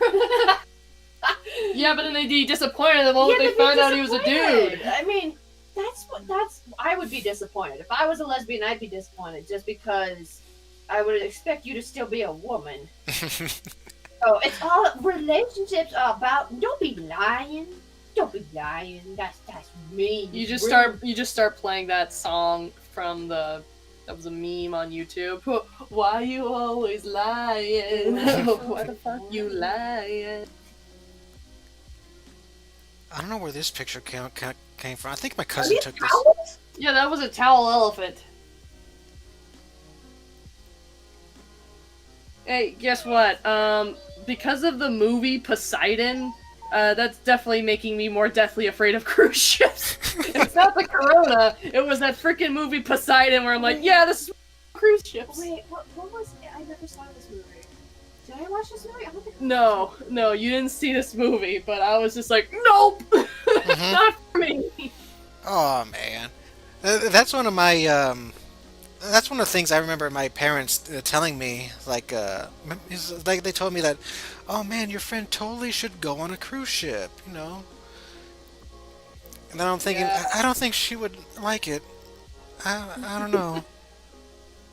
No, thank you. I'm fine on land, thanks. I'm Landbeard. Oh, a picture of my sister. You know, the actual Cindy. I think she was pregnant here. If you can see it. I know you're lagging a bit. Oh, yep, there she is. I remember that pic. Hmm? I tried to pet her and I scratched her nose. Wait a minute. I think I showed you those pictures during was it a one of our video chats? Yes, I do remember that. Yes. Those were some fun video chats. Mm-hmm. Memories. Core memories. Yeah. Welcome to the Core stream, memories. Sandman. Yes, I'm still live. I'm going overtime just a little bit, just so I can finish this picture. I hope you guys. I hope my guests don't mind. I know. No, never mind. Not at all. I got my line art finished, so I yeah. am a night owl. Awesome. Nobody got anything on me. You say that as you yawn that statement. No, I contradictory that was. Until after the fact. I don't need to sleep. This cat isn't sucking away my energy. It's fine. Who needs sleep?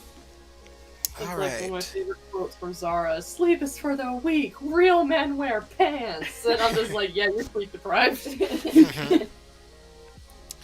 TD Camper, what kind of anime from animation am I most familiar with?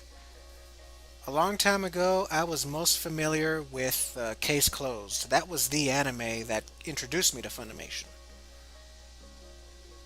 Of course, they did Dragon Ball Z, but when I think of Funimation, I just think of Case Closed. And of course, they did an awesome job with Fairy Tail. And right now, I'm watching My Hero Academia and Attack on Titan, which I gotta start season 2 of Attack on Titan now. I've been Oh, lagging. I've been I'm lagging. reading manga and don't get too attached. I'd imagine, yeah. Like I said, I think I compared it to Game of Thrones or something. Only with more substance. Yeah. Oh man. Ouch. Yeah, ouch. I'm sorry. I Burn. know a lot of people would want to kill me right there, but it's just like, I'm sorry, I wasn't that interested with the freaking Game of Thrones. I'm just like, yeah, no, this is boring. Well, I think you dodged a bullet because people weren't happy with the finale. Season 8. Yeah. Yeah.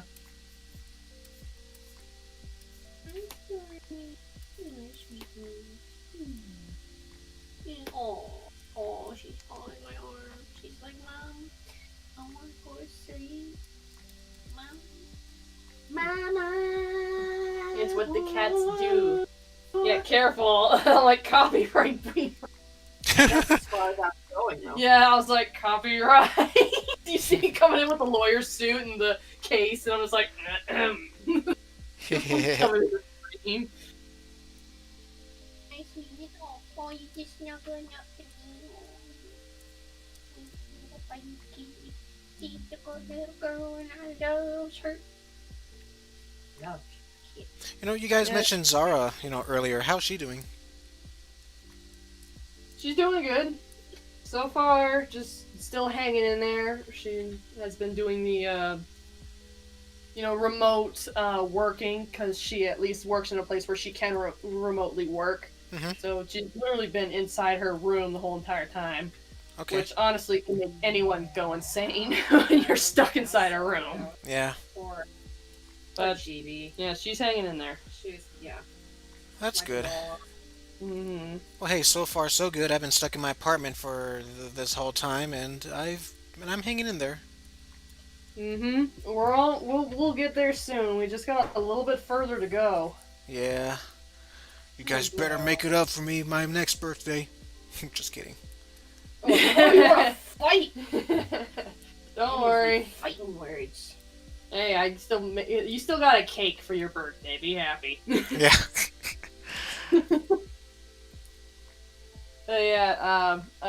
T Camper, what he said right here. Hopefully, it would have a better ending than GOT. Yeah, Game of Thrones.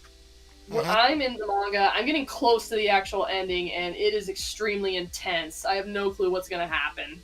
I'm just like, oh my gosh, I need to see this to the end for Attack on Titan. Mhm.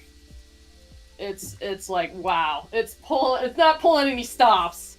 I won't spoil anything, but I'm just like, oh geez, here we go. Awesome. And I was just kidding about the birthday thing, right? Yeah, we all know you did. That's why I gave some sass right there. Yeah. Cake. hmm Which was a fine cake. I love the cake.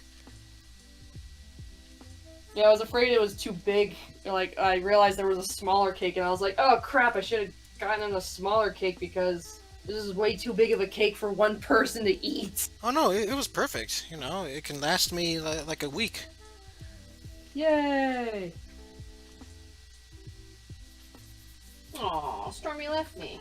Yeah, because Misty's under the Yeah, bed. because Misty's doing Lord knows what. Stop that down there. She's I Well- don't know what you're doing, but I don't like it.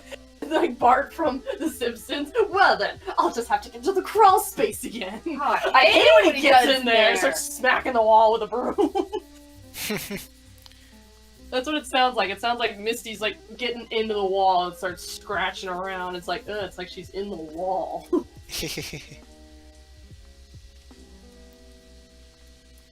We should have. Oh, do you know who else will be fighting tomorrow at the Mike Tyson Roy Jones undercard? No. Who else is doing the fight? Jake Paul. Really? Yeah, Jake Paul. Versus who? I have no idea. I think some random dude who I've never heard of. I think he's also famous on YouTube or something, but I don't know. I hope Jake Paul gets his ass whooped. Well, the swab glove, remember. Gotta make sure the coach doesn't have a swab glove. Yep. I remember, yeah. Aw, I hope everyone's Christmas will be okay despite this COVID shit show.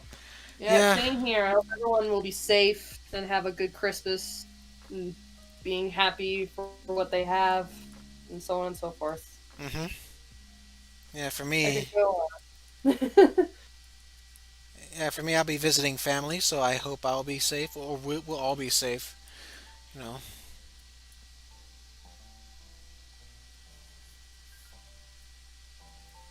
Yeah, but the boxing match I'm looking forward to is on December 12th. Yep, that's when Felix Verdejo fights. Exactly. He'll be fighting Masayoshi Nakatani, who is a very experienced boxer. Well, not very experienced, but he's very good. So, despite that, I hope Felix wins by knockout. Yeah, we'll see. He's training for it, isn't he? Yep, training right now. I haven't posted anything on my Instagram stories, but, he is training. Showing off some cool combinations.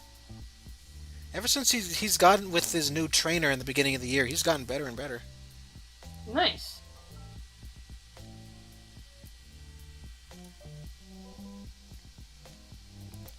But, like I said before, if he loses or something, man, I'll be devastated. I'm gonna need some condolences from you guys, to help me through It'll the be night. okay. It'll just be we'll chalk this one up to it's just 2020, man. It's the year that keeps on sucking. Uh-huh. Yeah. I'm just hoping, please spare me 2020 on this. Please spare me on this one. I'm willing to have a uncomfortable flight to Arizona if it means that Felix Verdejo will win his fight by impressive fashion. Come on, don't do this to me. Don't fuck me over for the last month. Last month, yep. Yeah. Ugh. Please, no. I'm tired of taking L's. I want a W. Oh, hang on. My birds are tweeting. I gotta put them to bed. It's time to put those birds to bed. Yep. They're like, hey, it's super late. We are tired. Get over here so we can sleep. Chirp chirp. We need a blanket over our heads to sleep because we can't sleep by ourselves. Yes. That's how birds work. Oh, it needs water.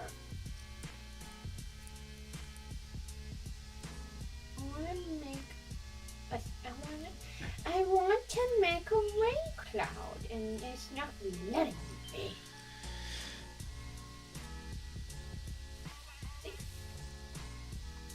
Sink this. Alright, I'm just yelling at No, I mean, I don't know. Probably Cassidy would put the pebble there, but maybe as a joke. But it's gonna go above this other pebble right here. So don't. We all know Cassidy's a bit of a perv, but she won't do that. you. Eh, eh. If anybody has any questions, you could just put it's just like, what are those? Pasties? Pasties. Do you even know what that is? No, but I heard it from Jay. No, I had no part in this. It's okay. I have a dirty mind too, so.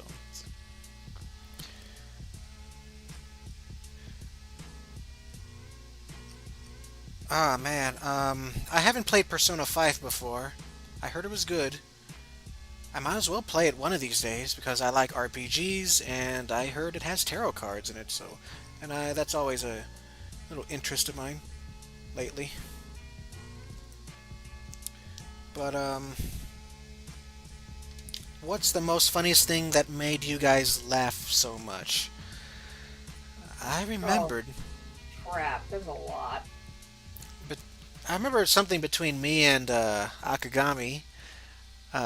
I remember the two things that made her laugh the most when I was there was when we were we were watching Simpsons. We were binge watching a whole bunch of episodes, and then while we were working on art, she was all of a sudden she was like humming the tune, do do do do do do do do, and I made the comment, oh, what? Do you want to go to clown college? And then she busted out laughing because that was a reference to a Simpsons episode.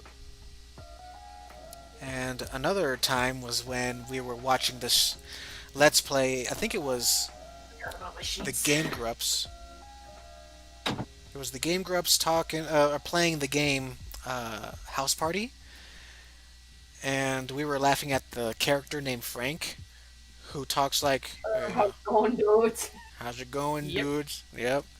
And I made the weird comment about how you have popcorn popping, but instead of the pop sound, it just has Frank's dude over and over again. Like you hear the popcorn pop. It's like dude, dude, dude, dude, dude, dude, dude. That would be hilarious. And that comment right there just had Akagami in stitches, and that's one of my favorite memories right there. Ugh. Right, what's the funniest thing made you guys laugh so much? I mean, there's so many of them. I'm pretty sure if you scroll back from this live stream, I'm over there cackling like a witch. The simplest things.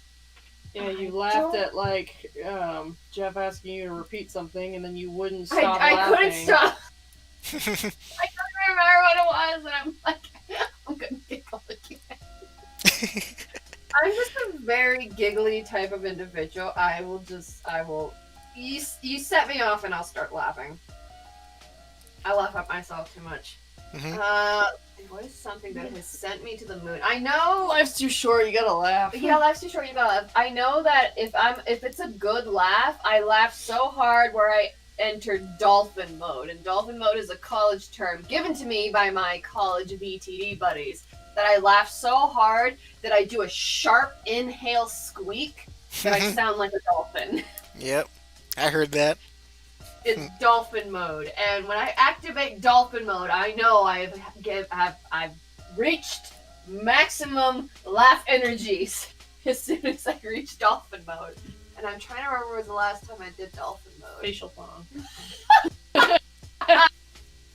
In one word. It was facial bikini. Facial bikini. It was facial bikini. It was facial thong. Whatever the hell it was an undergarment of some kind. That was facial bikini. Okay, that's an inside joke. I might tell that story. I might not. We'll save that for another day. Hey, Jeff reaches something subscribers. I'll tell you about the facial bikini story. Subscribe now. How many subs you got? Plug. Yeah, I gotta add in that shameless plug. Oh, thank you. Oh yeah. Oh crap! I slugged out of the. it. I haven't seen it. Um.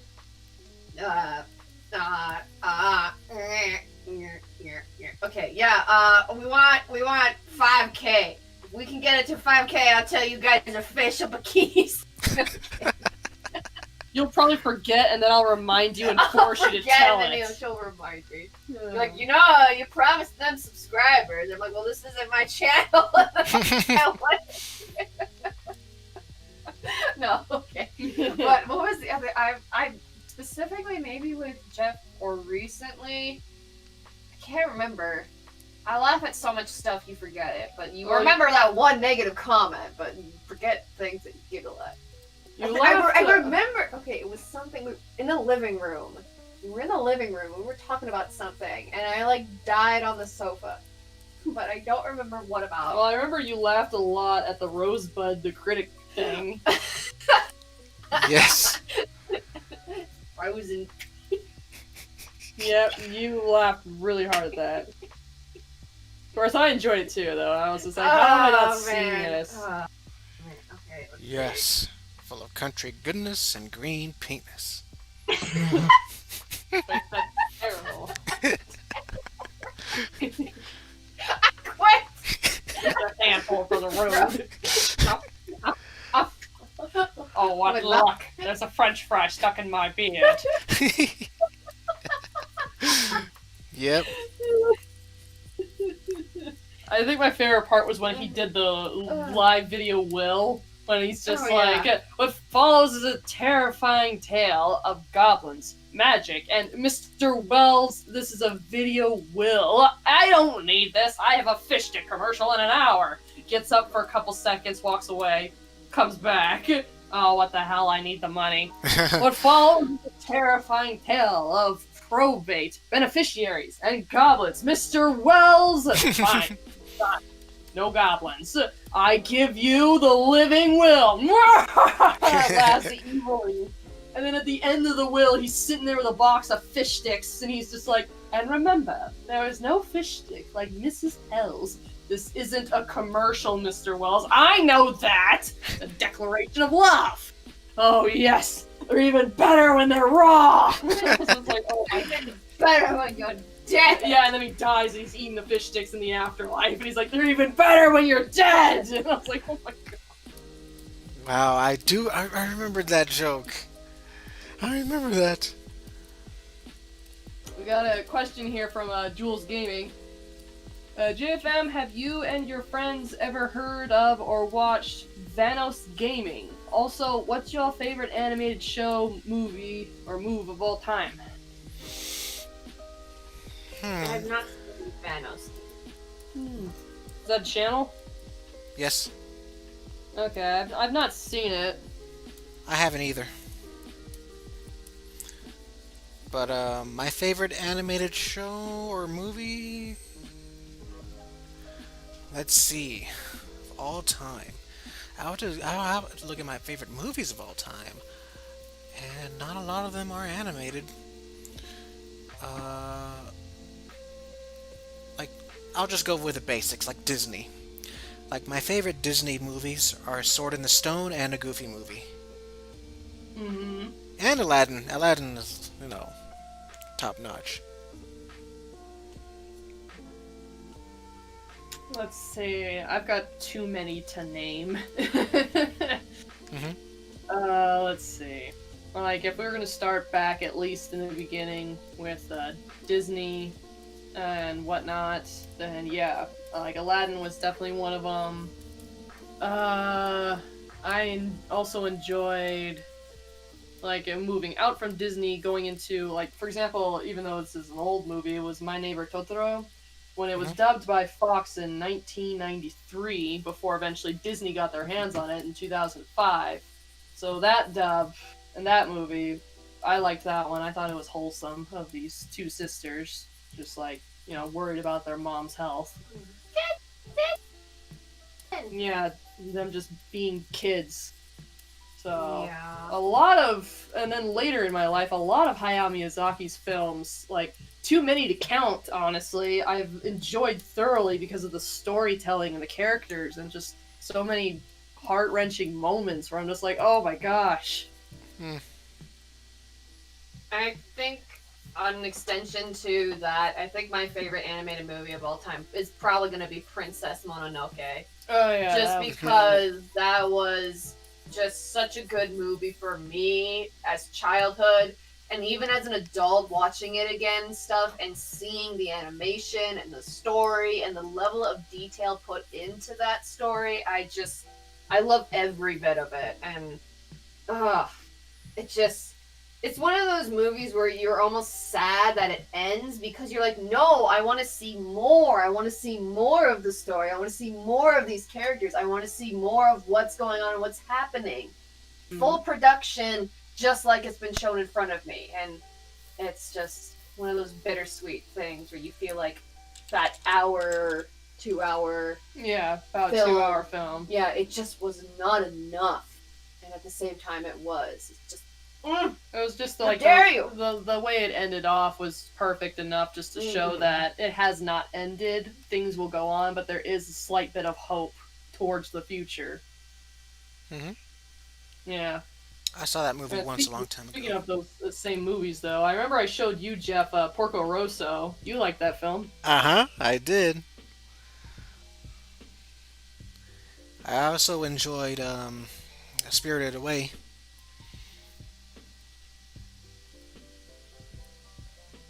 Spirited Away. Have you seen Nausicaa, The Valley of the Wind? Nope. Yeah, that's the next film I remember I have to show you. Because that one was definitely one of those movies there. It's just like, oh! Hmm.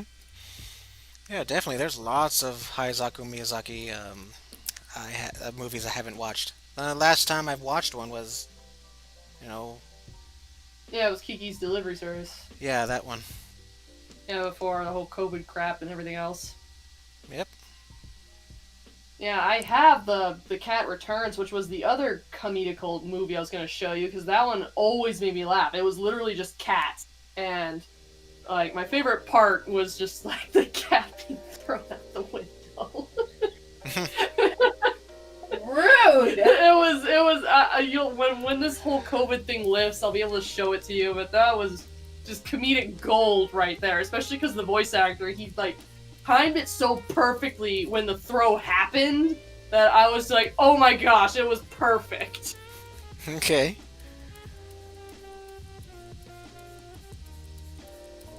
I can't wait to watch it then. I guess stuff to look forward to once we get out of COVID and everything.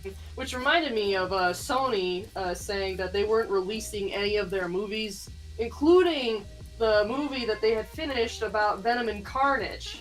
They said that they're not releasing it until after this COVID stuff's over because they want their money back and they want people back in theaters. Which is understandable. Yeah, That's I want to gonna watch be a movie that. that's gonna be exciting to actually see. Yes, because I want to see Carnage. It's been a while since we've seen him. In fact, I still haven't seen Venom, the movie. Yeah, once this is over, heck, I should probably just lend it to you. Maybe that's what I should have done. I should just lend you the Venom movie because we have it. Mm-hmm. Let's see. Jules said that Vanos Gaming, he's really funny, makes funny GTA 5 videos, as well as Gmod videos. If you're in French, should check him out. You'll not regret watching JFM. I know this sounds weird, but I'm sorry if you've ever heard. Have you ever heard of or watched something called Smash Bros. LOL before? If you haven't, you should check out Smash Bros. LOL Beatdown. Nope, I have not heard of that.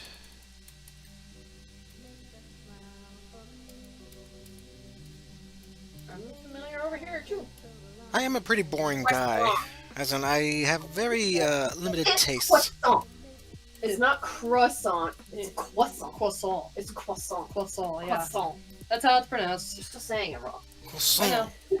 I'm not French. What do you expect? Cassidy would. That should be over here. Like, no, it's croissant. Man, she would yell at Jeff if he were to, mispronounce that. Hmm. You're saying it wrong. But she'd take it easy on Taylor because she likes to take it easy on Taylor. Okay, Taylor gets a pass because he can make me laugh, but you, no excuse. But no excuses! Maybe that's a funny line right there. I ought to borrow it. I ought to have you write lines for Cassidy. I Since I just get to be myself. Mhm. Pretty simple.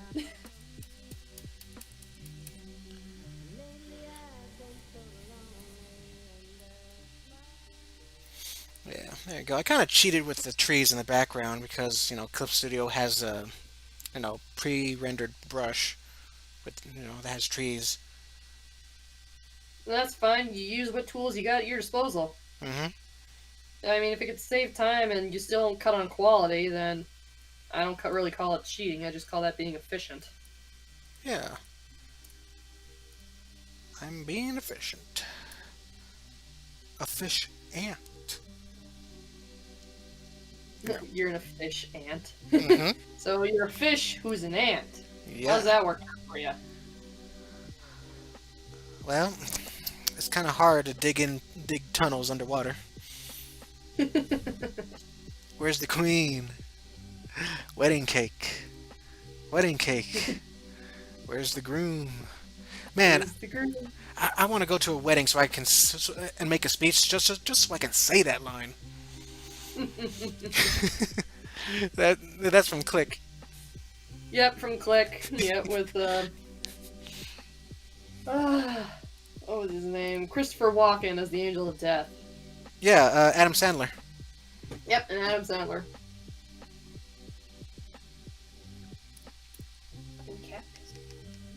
Oh, he cactus. Using Aussie man lingo now? Sorry, I put cactus in my inventory and immediately my brain was like, hey, remember this thing? And I was like, oh yeah, he fucking cactus. Yeah. It was a video off of Aussie Man Reviews. It's a channel on YouTube. It's just Australian guy just doing his Australian thing and reviewing stuff and his lingo.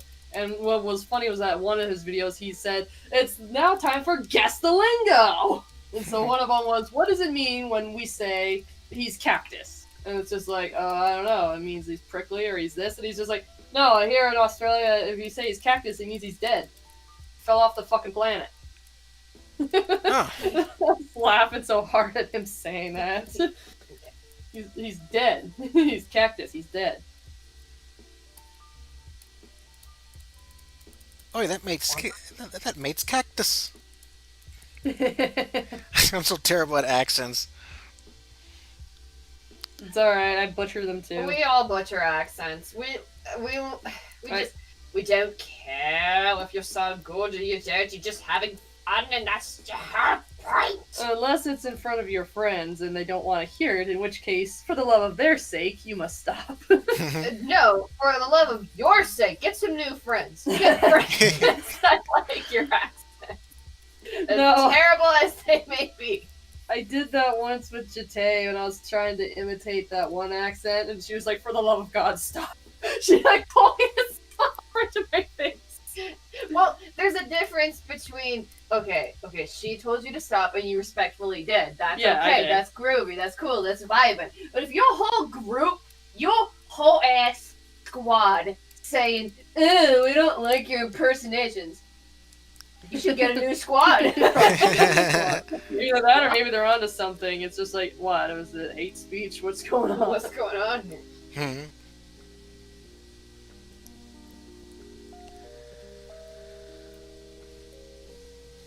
Why can I not have a bamboo sink? What is this blasphemy? Here you go, baby.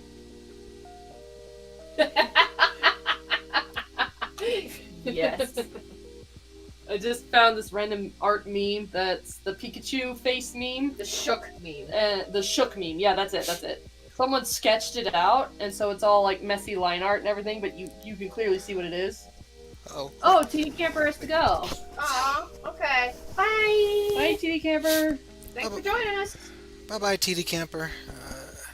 Sorry, I just sneezed. Hope you didn't hear that. No, I didn't hear it. I didn't hear anything. Give me the bamboo sink. Anyway, though, so the meme says, "When I see artists with nice, clean art," and it's the shook Pikachu meme with the messy, sketchy lines. And I'm like, that's great.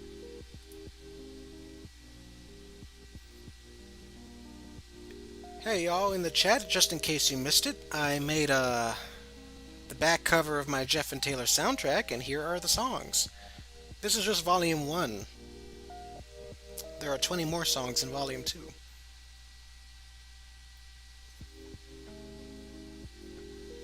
So if you're familiar with these tunes, consider yourself having great taste.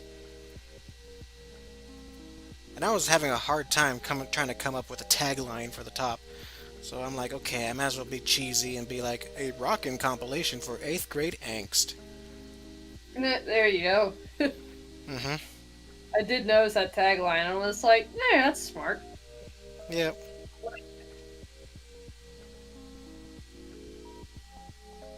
Guess I'm gonna use.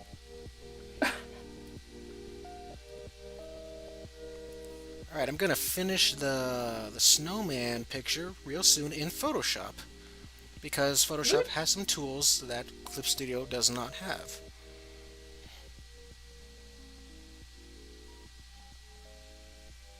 Right? Oh, he did. Oh, he did. The Colonel! Well, I tell you who he did. I tell you, he did. Ah, yeah, Altarf knows. He knows self-esteem and monkey wrench. And Monkey Wrench. Mm-hmm. Wait. What? you just like, what? Okay. I'm a little lost. What? We're talking about the song names.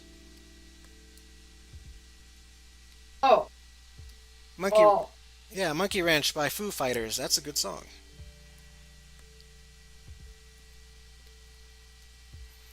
Oh. Well, of course you'd not see it because you're focused on your game. I'm there. Also, it's blurry AF on my screen because loading is terrible. Internet connection stinks. Alright, here it is. Photoshop. I changed it this time, unlike last week where I was leaving it at Clip Studio while I was working on Photoshop. Uh-huh. Yeah, that was silly. Silly of me. Silly. Silly. Oh, I see that you saw my my story, my Instagram story, with the sad Amanda portrait. Oh, yeah. Yep, it's been a year since I made that. Well, it was one of my best drawings too. You did a really good job with the blending of the skin and everything. Mm-hmm. I could see that you were trying to branch out with the hair and whatnot. Yep.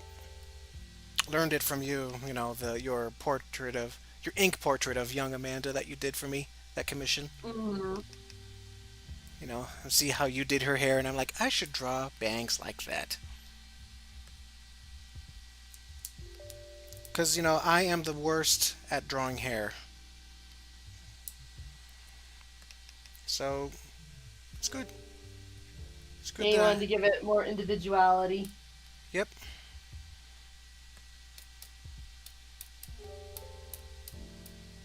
There it is. Your hair isn't that bad.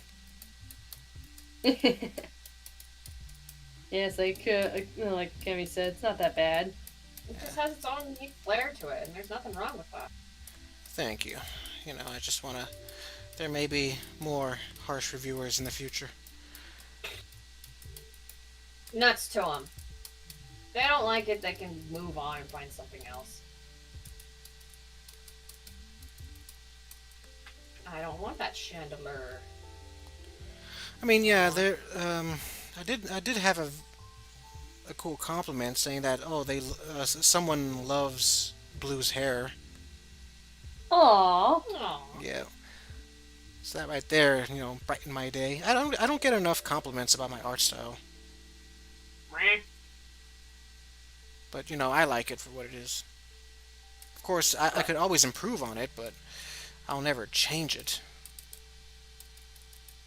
Good. Good.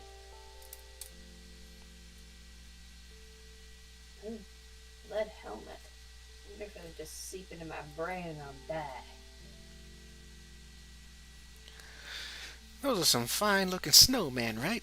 I like the rendering, the blues, the shadows, because I was inspired by this. Oh my gosh! Yeah. Sorry Yeah, if I they are scared very you guys. nice.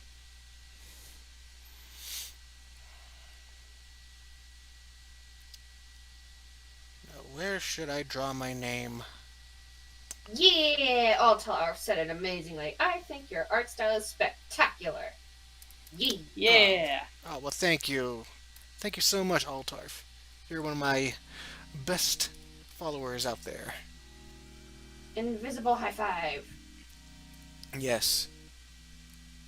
Invisible high five because of, COVID. And, Over. and, I'm literally in a different state.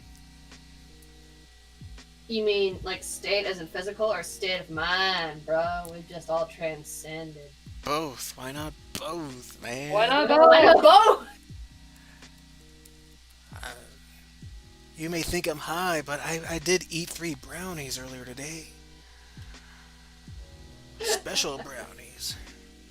It's I true. like gave some of my brownies to my coworkers, and because the thing got passed here in Montana that it's legal now, and they're trying to set up everything, but they're also She looked at me and was like, "Now are these non-medicinal or medicinal?" Oh, and I had to jeez. laugh, Mm-hmm. and I was like, "No, they're just regular brownies. The only thing that's special about them is that I made them. You made them with love. I made them with love Mm-hmm. and good eggs." Yep. Yeah, I've been. I baked some brownies yesterday. No, the Ghirardelli. They're so young. Oh, it's late, and I know I shouldn't, but I am like, You're I craving want a brownie. a brownie at 11 o'clock at night. Just, I don't need to eat this late, but my body's like, brownie.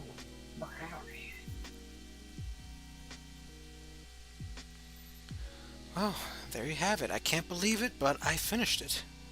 Yeah, It looks really good. I love the details. Aw, I love the Altar. shading that you did on the snowman and the snowy background. White and snow is like one of those difficult things. They're kind of tricky to shade. Mm-hmm. So, so the fact that you pull it off is awesome. Thank you. Yes, I'm proud of the snow. This is the first time I actually, did something cool with snow. I experimented. Nice. And thank you so much, Altarf.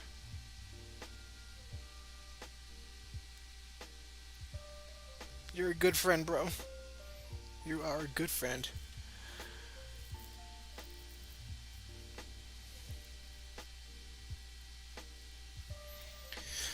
Well, that seems to be it for this stream. I am done with this picture, and I just got done with the other. Whoops, no, not that. I just got done with the other Christmas picture, with the group photo. This will be December. Nice. The one with the snowman will be January. Mm-hmm. So yeah, it's not every day that we see our Jeff and Taylor characters wearing snow gear, but it's fun. Exactly. Oh, and for context, if you're wondering about this tree, the tree haunts David in the Christmas special. Yeah.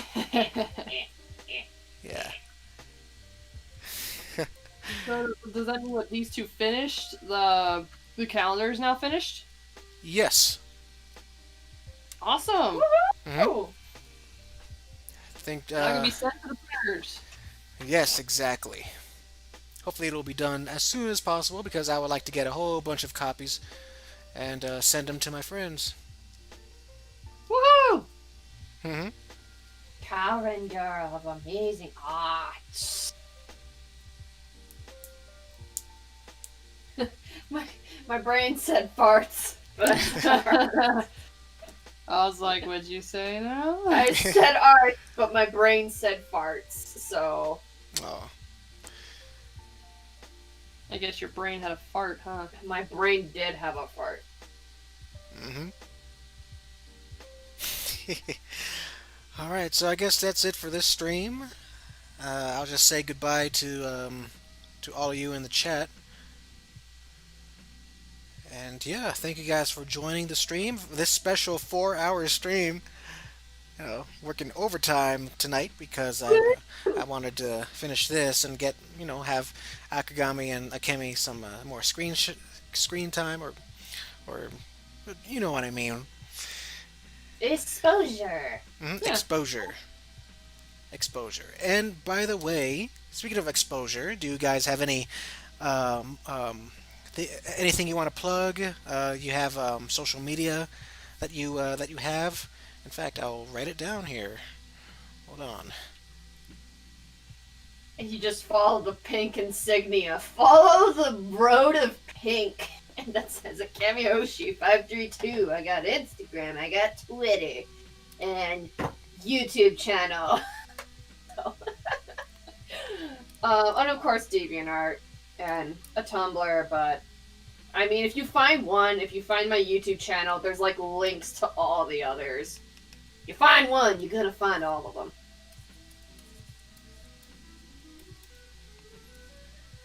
Yeah, I've already said what my Instagram was. It's Rosengard, like at Rosengard on Instagram. I really, other than that, I have a DeviantArt, which there is a link in my account to that. I haven't really updated that as much. DeviantArt is kind of one of those things where you're like, I do need to get back into updating it. yeah, like I need to update you, but at the same time. I hope I spelled your name right. Akemi Hoshi 532. Yep, 532. All right, There you go. everything good. Rosengard, and this is your Instagram. Yeah, that's at Instagram. I don't have a Twitter account, but I do have a DeviantArt, which is on the Instagram account. Yep. Haven't gotten into YouTube. Yeah. If you want to save your sanity, don't make a Twitter account. I was told that by Jessica Howard. She was just like, "Don't do it." Mhm. Save yourselves. Yes, you'll be saved with a lot of political BS and junk. Oh my gosh. And YouTube is a mixed bag for me. I mean, I enjoy it. It's my oldest platform. It's the platform that I have the most followers, but at the same time, I get a lot of weird stuff. Like, you remember the video where I talked about about the noise complaint neighbor? Yeah, I remember that one. Yeah, and then people started to flood that video for some reason and give me insulting comments saying that I'm wrong. Some guy, the final straw was when some guy was like, "Of course you're too loud because you're Hispanic and you play loud music." Wow! Yeah. Whoa! Whoa! Wow, that can be looked at as racist. Mhm. Much. So I was like, "Okay, screw this. I'm gonna make this video private and never speak of it again." Until now. Sometimes you got to. Sometimes you got to do what you got to do. And even though people are like, you're running away and blah blah blah. I think somebody said a quote about if there's let's see, they related it to garbage. They said it so well. I'm trying to remember it. They said if the okay, hold on. Let me start this out. The garbage starts to stink. There we go. They said, if the garbage starts to stink, why don't you throw it out? Mm-hmm. Good point. So that's basically, that's the same thing with videos and everything where people are like, oh, you're a coward, blah, blah, you just hide it your way. It's like, no, if this starts Taking out to the stink, trash. I'm taking out the freaking trash. I'm getting rid of it because I'm not about to sit here and let my platform or whatever be full of garbage. Mm-hmm.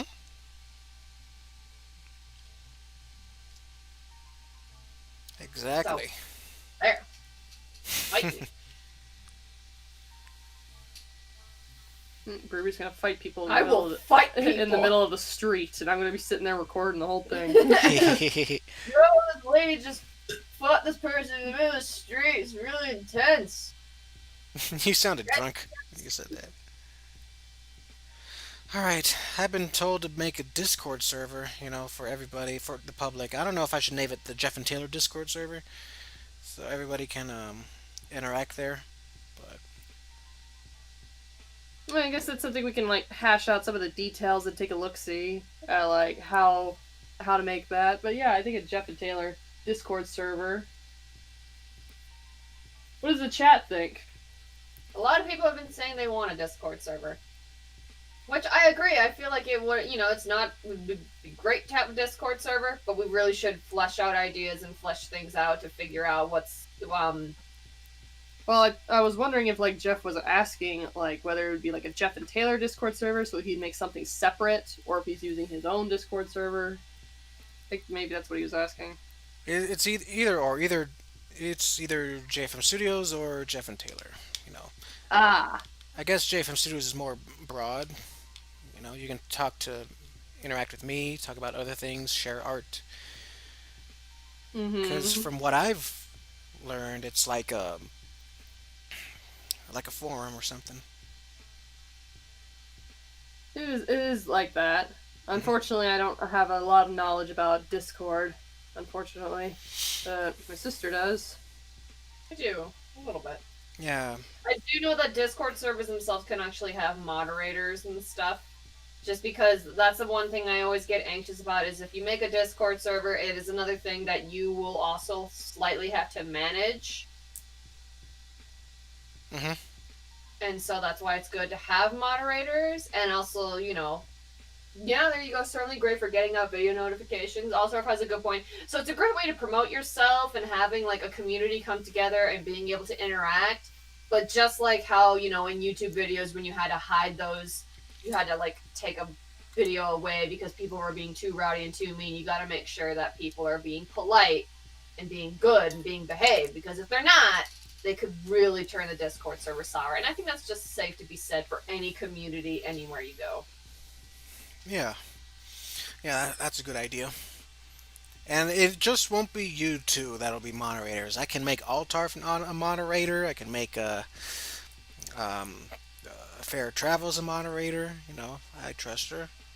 Yeah, people you trust and Yeah, know. people you trust, people that have been with the known you or been with the JFM fandom long enough and Hmm. everything that they have been, it's like, oh, you guys are awesome. So it all depends. It all depends. Yep. But yes, I am in favor of it, but I'm also in favor of making sure we get all of our ducks in a row before we decide to launch something and we have no idea what we're doing. Yeah, because I really got to learn how to do this Discord stuff, and because mostly I wanted to use Discord so I can chat with people easier, but I didn't know about the whole server thing. You know. But yeah, you can do things like voice rooms and stuff. So it would probably be fun, like if you actually wanted to like be like talking with actual fans and stuff. That would be kind of fun too. Hmm. Nice. Yeah, and it's nice to talk to fans. If you guys want to talk to me, that's cool. We can. Talk to the duck. Mm-hmm. Hmm. All right, we're rambling on long enough. Oh man, you like finished this amazing gloriousness Yes. and weirdness. We are eating up. We're gonna go to midnight, guys. We're just gonna talk about nothing but lemons. Burn your house down with the lemons. All right. So yeah. Dave Johnson. So there you guys have it. Follow Akemi Hoshi 532 at Twitter, Instagram, and YouTube, and follow Rosengard on Instagram and DeviantArt if you can find her. Oh, and Akemi Hoshi's on DeviantArt as well. I have too many platforms. Yeah. And if you want, you can follow me on Instagram, Twitter, and DeviantArt. My handles are right there on the corner. Especially on Oh, Instagram, I want more followers on Instagram. I really want to do a draw in your style challenge when I hit a Mm, thousand. But you know, yeah, that'd be fun. uh, Chat. What are you doing? huh? That was Riri That was- trying to sound audible. That was me being gurgly and wispy and creepy back here. It's all right. I'm yeah. So there's that. I really want to do a draw in your style thing because I want to see people draw my characters. I tried to do one last year, but no one participated, and I'm like, oh, okay, Yeah, sorry about that. it's all right. Oh, oh, sexy. I think you were in the middle of your burnout, so I think it was um, understandable. Yeah. Hey, there's always next time. A thousand followers. Let's go. Tell your friends about me. You know, get me to 1,000 sometime this next year, 2021. Let's bet for 1,000. Yeet. Yeah, we can look forward to a brand new year. Mm-hmm. Brand new year. I saw this awful meme about you know, shows the guy, you know, it shows the guy looking at the clock. It says December 31st, 11:59 p.m. And then the next panel it shows him frowning, and then it shows um, 12 o'clock midnight, December 32nd, 2020. Oh, jeez. Oh, man. Oh, man. Mm-hmm. You never end. Yep. Hello. It's my little friend.